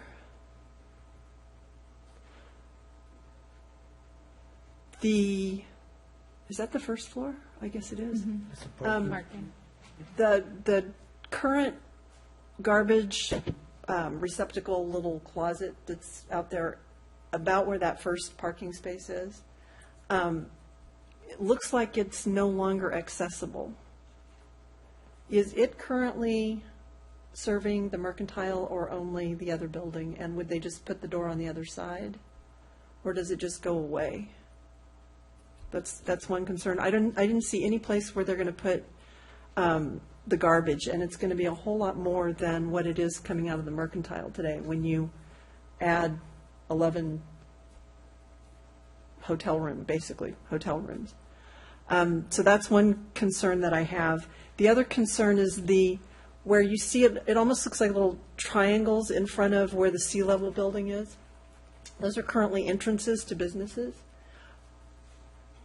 My question was, what are they now? Is it just airspace so they can have some light into their windows, or is it closet space, or what is that? And Katie did confirm that the same owner owns both buildings. Is he planning to incorporate those 2 buildings together, or it looks like it's wall to wall? There's no gap in between the 2 buildings at this point. Those adjacent tenant spaces actually have their fronts on the other side, so they essentially would be closed off on the side of the new construction. Be 2 entrances that now are back entrances that will now have just their front entrances on the other side. Okay. So both of those have entrances on the other side? Yes. There's a psychic. Yeah, but that's actually, if you, it's been kind of cordoned off from a space that goes all the way through. Okay. So the opening in that side is inside the gate on the other Yeah. side? Okay, so it's in the parking lot area? Yeah, no, it fronts on the street on the other side. Okay. But is there any space between the buildings in this? Not in that side there that's opposite the stairway. Okay. That's a blank wall. Okay. Or that would be a blank wall. And those businesses actually front onto Capitola Avenue. Okay. They're kind of deep spaces, so some of them put on back doors is what it comes down to. And just for clarification, the owner just owns the portion that's shown in blue of that building. I don't believe they own the whole building with the ice cream store. Yeah, there's some kind of connection. I don't pretend to understand it. Okay. So that would, the garbage container question is a big one. If you're up there, is Sure. there one? There's more space, but I can't draw it out for you. It's a fair question. After concept phase, we're going to have to make sure we can account for all the dumpsters. Okay. The current parking design in the parking lot has, I believe, and I got really confused on the parking numbers, and so forgive me if I'm wrong, but there are 35 spaces now, and in the concept, there are 49 spaces, and the traffic study says you need 59 spaces. 43. No, they're currently 43. There are currently 43. I miscounted. But they said in the report that there were currently 40, they were going to be adding, with the lifts, 6 new spaces total. That's correct. So a total So of 43 49 to 49. spaces. Okay. And then the study concluded that 49 could handle, once you considered the mixed use and shared parking. The 59 generated by ITE with the combined shared space brought it down to 49. Okay. So the reduction in 10 was because they're sharing it. All right. I got really confused. I And the apologize. mixed use. Easy to get confused there. I apologize. Now the parking spaces are diagonal. So when you drive in through there and you park, you're parking at an angle. And it seems to work very well. In the new design, you're going to come in and you're going to go straight in. And I'm not sure there's enough room. And currently, there's parking on both sides. And now with 90-degree parking, it does take a wider driveway, so it's only parallel spaces on the south side. That's how it gets accomplished. It's a wider driveway. Okay. And so all of those calculations have been taken into the conceptual Yeah. review and, Yeah. and all of that works. Okay. That part I can attest to because I did it myself. Okay. And how do the lifts work then in there with that narrow a space? It isn't narrow. That's what I'm saying. We've widened the maneuvering space. The drive aisle is much wider than it is currently, Right. 50% bigger. And so there's plenty of room to turn at a 90-degree angle and go into the parking space that has the lifts. And the lifts are 8 feet, 10 feet wide? How wide are the lifts? I believe that the space for the car nets out at 8 feet, and then there's some room for the supports that lift it up. So But again, this was laid out with the lift manufacturer's guidelines, so. So will all these be valet parking so that, I mean, you're going to have cars in the air and somebody comes in who goes to a restaurant over there. How, is it all valet parking? All this public parking is valet parking? No. So how does- The benefit of having had on-site personnel for the last couple of years is that we actually have really good records of when the parking lot fills up. And that's why I actually laid out in the parking plan different times of day when things changed. The parking lot, the surface parking lot today doesn't fill up until about 10 o'clock. And it empties out again in the evening predictably. So it is only in that period of time when the surface lot is at capacity that the lifts are even needed. And that's the period of time when the valet parker is working. Well, the cars that are up in the air are the essentially during the day are the cars that would be essentially the resident parkers. So the general public wouldn't have to interact with the lifts at all because they would be essentially parking on the ground with the tenant's car if their car was at home up on the lift.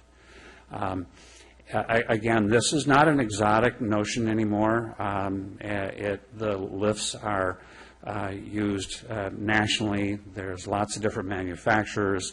The notion that businesses would routinely have valet parking seemed exotic even 10 years ago, and it's much more commonplace now. And that partly is reflective of the fact that free parking is pretty much gone. People are accustomed to the fact that you have to pay to park. And quite frankly, the way parking meters work on the street, people are still going to park on the street first. Everybody with a lot knows that.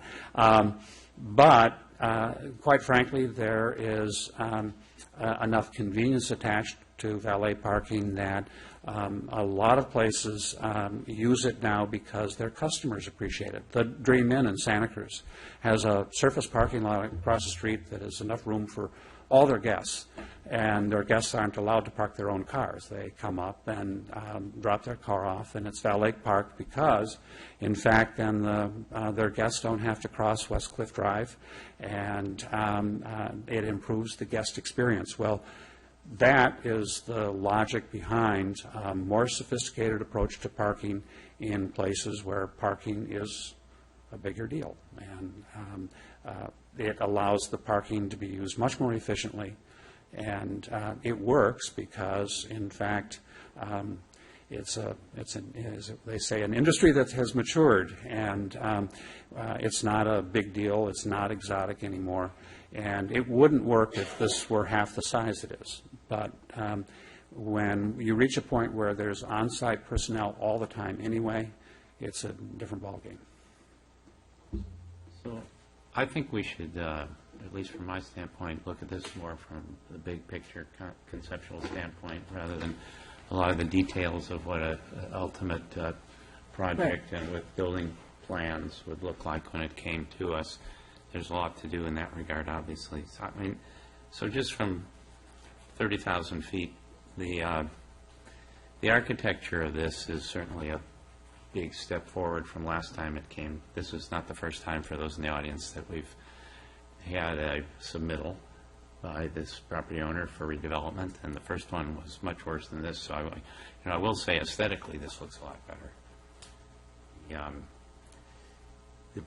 The parking issue, the timing of it is what really, I'm not so concerned about who particularly mans the lift and what part of the day, and all these exotic ideas. It's the timing of putting this into place in Capitola Village right now, where we are in our parking analysis and our evaluation and our conclusions, and the hotel is, we know, not sure where and how big an impact that will be and what kind of fees might come from redevelopment of the major parcels as opposed to on-site parking and all.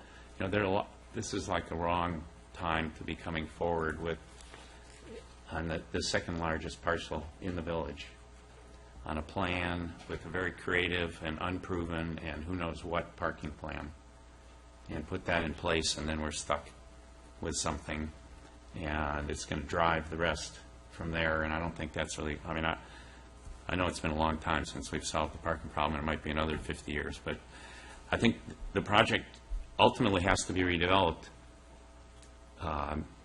It was a bowling alley, and it went from a bowling alley and to whatever the concept was, which turned out not to be too great, I guess. So now they're going to have another concept with a lot of new ideas, which maybe won't be so great either. I don't know. I'm a little I'm skeptical of that because the track record so far apparently isn't that good in terms of the conclusions of the ownership of this property as to how to best utilize it. As far as the master use permit, I want to turn to that for a second and just reiterate what I said in my question, which is basically I cannot see granting a master use permit that basically obliterates the use permit process for this property because of all the adjoining properties and the effects of restaurants and bars on the adjoining properties. If that's what we're looking at, then I cannot support that.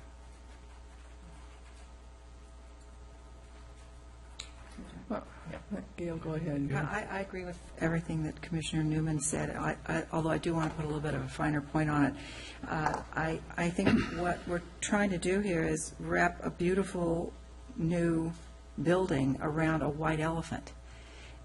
And I'm curious as to why the owner doesn't want to do something with the building that they've got now and incorporate it so that you don't have this white elephant with this beautiful new building wrapped almost around it. I would rather see something that addressed the whole site, really, even though you might want to make it larger, which I wouldn't like to see it larger necessarily, but something that makes more sense with multi-levels that I think the time of the Mercantile might be over. I might be the only person who thinks that, but, it might be time to get rid of a historic building and think about, something else. As far as the parking, I am going to put a little finer point on it. I've used lift parking both in the United States and in Europe, and lift parking is used when someone is going to be there all day. That's never going to happen here. Residents here are never going to stay all day. They're not going to be at the village all day, every day. They're going to park, at night. They're going to want to go out and get groceries. They're going to want to go, to go see a movie. They're going to, their kids are going to go to the mall. Whatever they're going to do, they're going to be in and out of that space all day. We see visitors who are in our neighborhoods, and they're in their cars and out of their cars all day. So I don't see a use in the village for people parking in the air. We don't have that long-term office worker, person who lives in a big community where they're going to park their car and only use it on a weekend to go visit a relative because they're in an urban area where they can go grocery shopping around their home. They never need their car. That's what the lifts are for. This kind of use, lifts really, I don't think were designed for this kind of in and out use. Those are my two comments. Well, looking at it from a big picture point of view too, it's interesting when people come in and they present a plan to you for residential units that are going to become condos that, are quite small, and we know in the, our visitor market, they're probably just going to be turned into vacation rentals, and then rather than actually coming in and, even proposing a real small hotel. I agree with you. I would rather see something happen on this site that is, well thought out and incorporates the whole site, and makes some sense rather than trying to jerry-rig this in here and save the old building and come up with convoluted parking plans that, don't make common sense to, people who live and work and participate in the village. I find it frustrating that someone thinks that, this is the kind of proposal we should be thinking about for Capitola Village. So I didn't mean to take everybody down a rabbit hole with too much detail on the parking issues, but at the 30,000 feet level, I would hate to see the Mercantile completely go away. It has been repurposed and redone so many times so successfully that I can't believe that they can't do that again. The building that is proposed to attach to it, if you will, in sort of my mind, I couldn't get away from it. It's just filling the whole space. And the village is not the place where we want to go through the village and fill the whole space. We want it to be articulated. We want to have daylight in between. I think it's just the issue with the master plan circumventing proposals that we've seen before for more food and beverage that we didn't think was appropriate. There was a concept at one point to use those spaces that are currently carport garage type spaces, and now they're covered with garage doors. And as often as I go down to the village, I haven't seen those doors go up and down, very often, if at all. So the whole thing just doesn't work for me. I'll jump in here then. My turn. I may have a little bit different perspective. One, I think this is exactly what this process is for, so is to do this conceptual thing. And I know it's been before the Planning Commission prior to me coming here, but I was a little bit confused about really the units, because it talks about residents, but I didn't read that it had any cooking facilities until I don't know if that's in our staff report, or maybe I just did not read it, but so I viewed that as a boutique hotel type setup, and to me that has a different connotation than having residences there. I'm not sure about the parking number and the shared use. I mean, we've done some studies here, and we've approved a couple of projects based on that shared plan, and I don't know that I have enough information really to make a determination on how that shared use would really work, because it seems to me the residences would be there in the evenings when the bar and the restaurant would be there, even though I know you've done some studies, but that's not what you are comparing that to is a different use today. So that kind of has me a little bit concerned. I think architecturally, you've always come through, Mr. Thompson, with something that's architecturally appealing and pleasing. I don't have an issue with that component of it. And I think, it's one of these issues. I hate to tie the hands of property owners. This private parking versus public parking is a concern. I don't know how we still say we're going to have public parking there when the use barely meets the parking needs as outlined in your parking structure. So I'd have a little bit of heartburn, but I don't know if I have as much heartburn if we said it was strictly private parking for the use of your own facilities. And obviously, it's at a premium because with the other businesses in that area in the village obviously don't share that luxury of having their own parking. And I think, we're getting to a point where I'm glad you brought this forward to us. I don't think it's a bad time to bring it, my personal opinion, to bring it forward to us.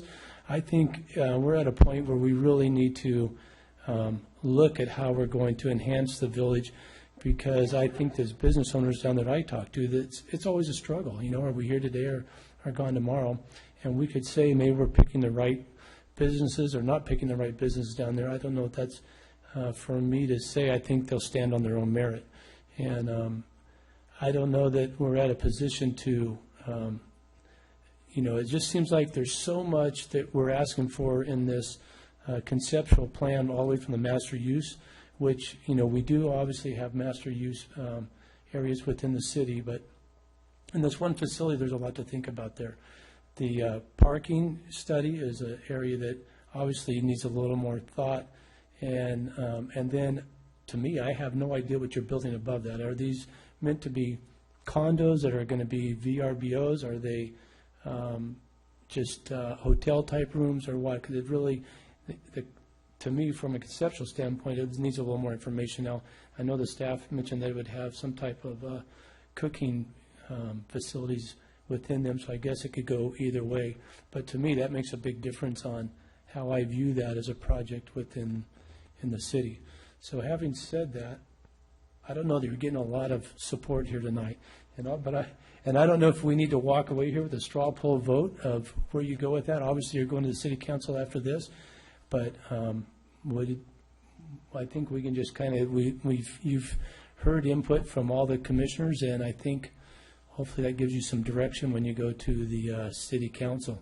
I think consensus would be a tough thing to get to tonight on any one of those items above. So, would anybody like to add anything else?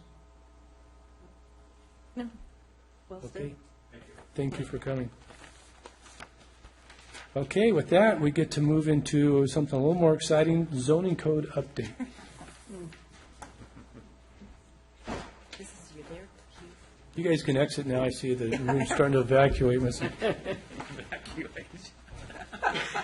good, that's a good apt description. Thank you.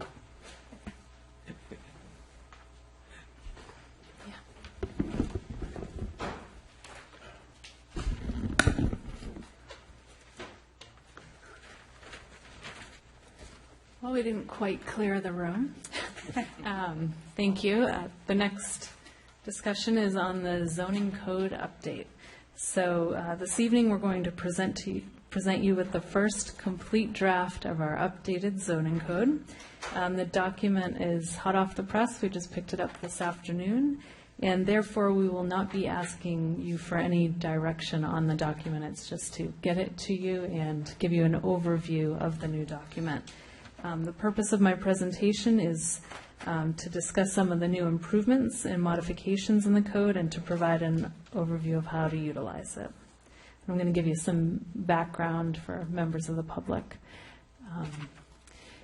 So our zoning code, the initiation started in 2010 to update the general plan, the zoning code update, also the climate action plan, and our local coastal program. In 2011 to 2013, a general plan advisory committee was organized, and community workshops and a public survey were held to discuss different regulatory updates, including implementation ordinance and development standards. In June of 2013, the City Council directed staff to complete the general plan prior to completing the zoning code update. Initially, they were being processed at the same time, and to hold off on the new zoning code, the LCP, and the climate action plan. In June of 2014, the general plan was adopted, and then we started the review of our new zoning code update. This slide shows the process and the timeline for the zoning code update. We drafted an issues and options paper to identify well, first we started the process with stakeholders and public outreach.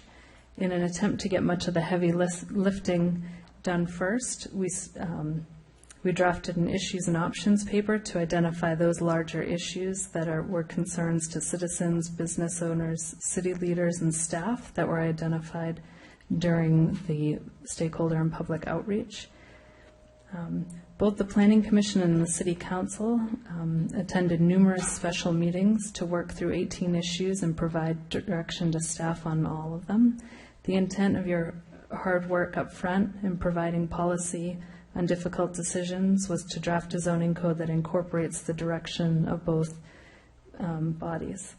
Tonight, we are presenting a code that is our best attempt to input the direction you provided.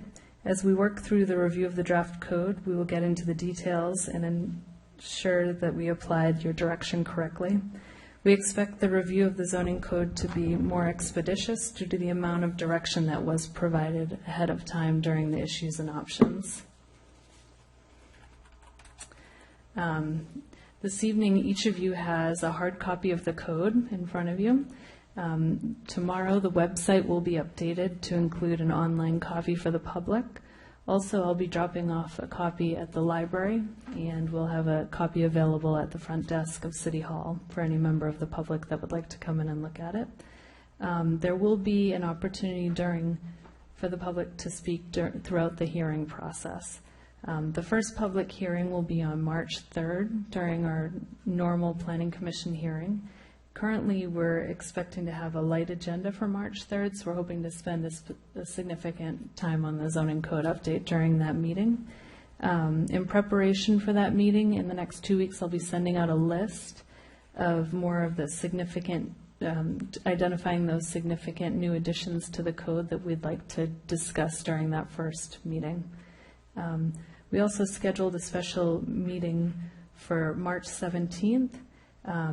After the first meeting, we should have a better idea of how much time we need to put to incorporate into regular meetings and special meetings. So after these 2 meetings, we'll reassess how many additional meetings we do need to get through the code.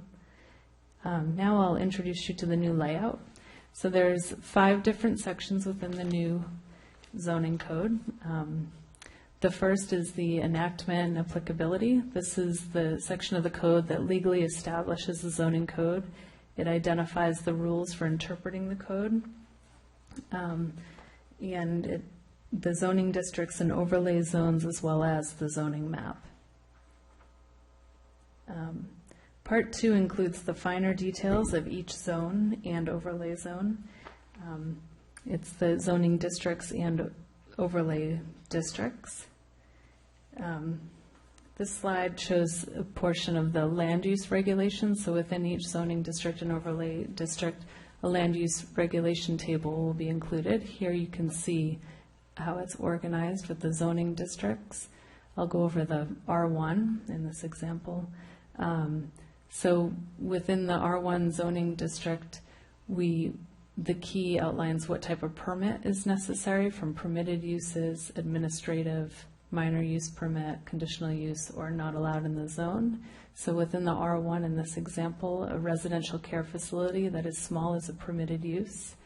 A residential care facility that is large is a conditional use, and where you see the dash, those uses are not allowed within the zone.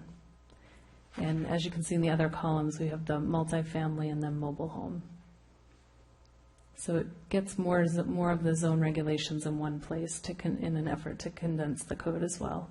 On the far right corner, we have additional regulations. So when it'll relate to what chapter. So for a residential care facility that is large, it will tell you exactly what other section you need to go to see the requirements for that use. Also within your zoning districts and overlay zones are the development standards, and these also have been put into a table format for an easier read for the public to utilize. So in this example, the site requirements are included, so the minimum parcel size of the R1, the width, depth. It also relates to the parking. It'll tell you to see another chapter for parking. Again, the additional standards are to the far right. Additional standards that are within the chapter are directly attached to, so in this example for floor area ratio for the R1, we created specific R1 standards that floor area ratio that are specific to the R1, but there's also in chapter 17.48, which is in a later chapter, that applies to their citywide standards that apply. So in blue. So in part 3 of the zoning code update, there are the standards that apply to multiple zoning districts. So in here, in the citywide standards, you have height, setbacks, and floor that are found citywide, and also parking. Special circumstances, such as when you have a home that's historic or an accessory structure, it'll outline the regulations for that as well. And to find those, as I explained earlier, there on the right-hand column under the land use table. Okay, part 4 outlines the proper permits and administration. So within each land use table where the permits that are required are identified, the procedures are outlined within part 4 of what process you have to take in terms of noticing and what type of hearing body you go before in order to hear your permit. There's many other permits, such as a coastal permit, that are also considered within part 4 of the new zoning code update. And then within part 5 is the glossary. The glossary defines the terms utilized throughout the code.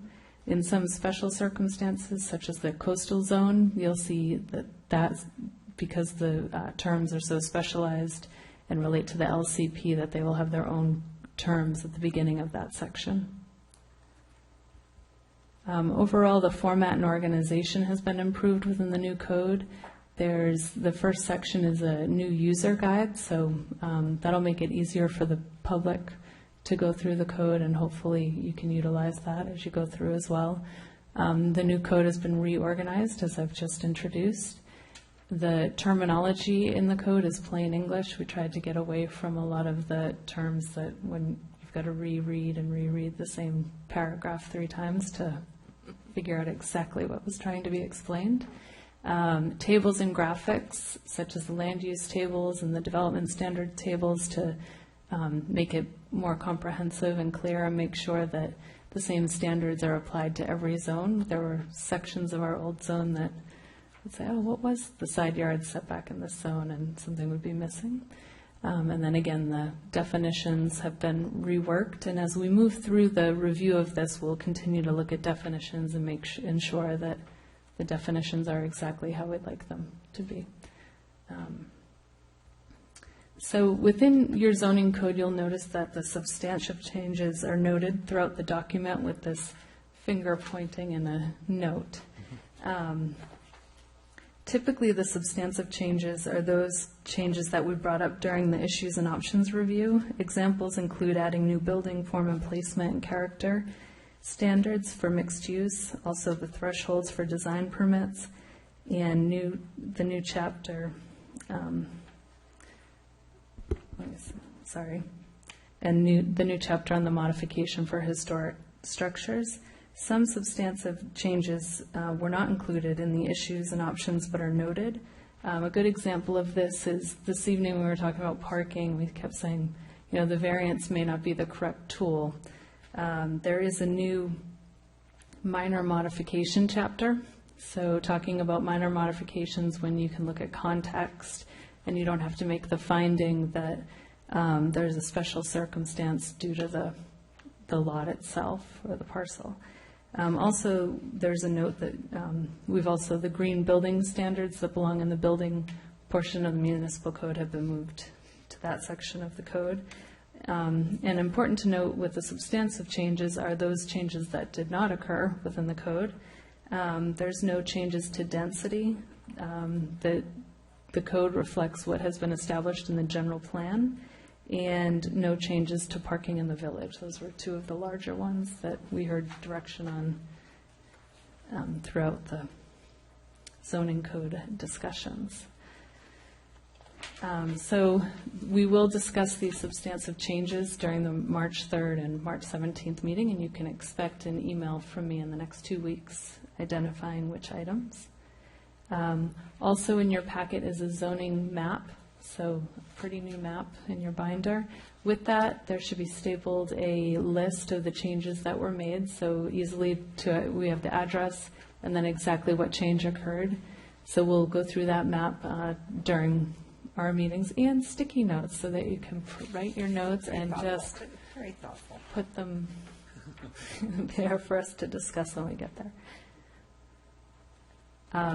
And also in your packet is the zoning code update disposition table. This, Ben Noble spent a lot of time on tracking the existing code sections and then where the updates occurred, which section within the code, and then a note of the substantive change if there was one. So you can utilize this if you're questioning, well, where did this end up in the code and how do I find it? Go to your disposition table. Other than that, that is my presentation tonight, and we're excited to have this here for you and finally a draft of the updated code, and we look forward to working through it with you. So thank you. Wow, very nice, Katie. It's what a difference from the old code. So to you guys and Ben, very nice job. Represents a lot of work. Yeah. So I'm disappointed that I won't be at the first substantive meeting, but I'm going to read what you send out in advance, and I'll send it by email. You put them on your sticky notes? Yeah, I'll send my sticky notes around. Very nice.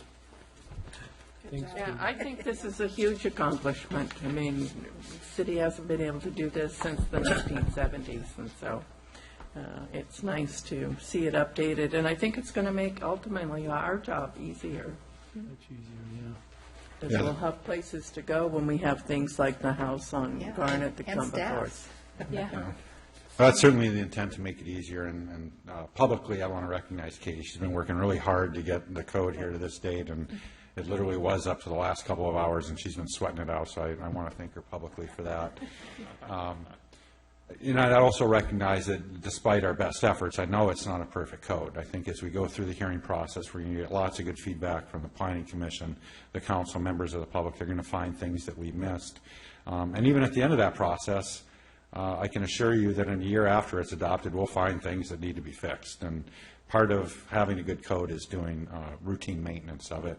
And it's something that, once we do get it adopted, we intend to do to, keep it current and effective. So But we're very happy to be here today and at least have the draft out, and hopefully adoption is on the horizon. Good, thank you. And the meeting on the 17th is at 6 or 7? That's a good question. I mean, it might be good to do it at 6 if the commission has a desire to do that. I think we could use as much time as we have available to us. We don't have a lot on that agenda. That would be my suggestion, but we can certainly meet at the regular time if that's your preference. So on the 17th or the 3rd? I would suggest 6 o'clock for both, but again, I would defer to the Are commission's there public desire. hearings? They are.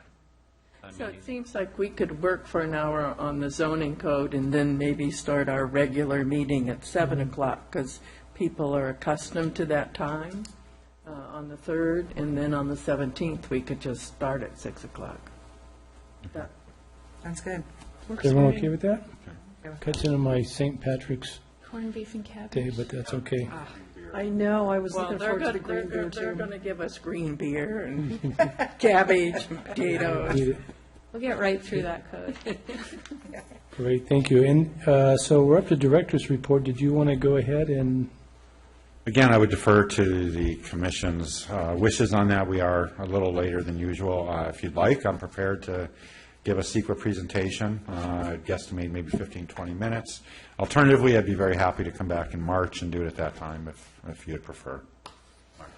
March, you know, and I think it's nice he gives a handout, gives a chance to look through it before we just get it, so. Sure. Right, we'll have a chance to read this over, too, before. Then we'll have more intelligent questions. Very good.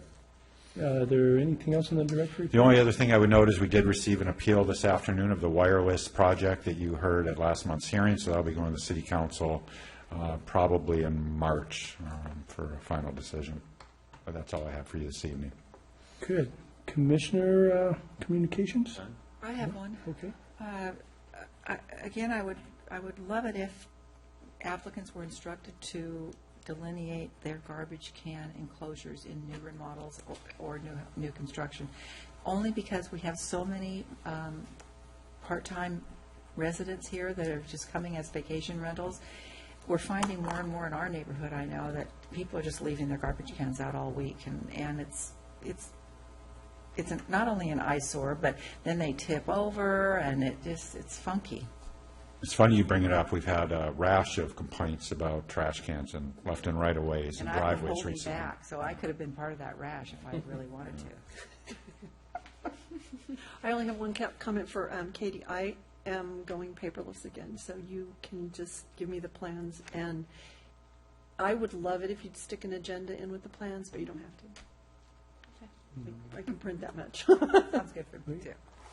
Well, if that's it, then we'll see you guys on March 3rd, I guess, the next planning commission meeting, and we'll adjourn. It's going to be a big month, huh? Busy month.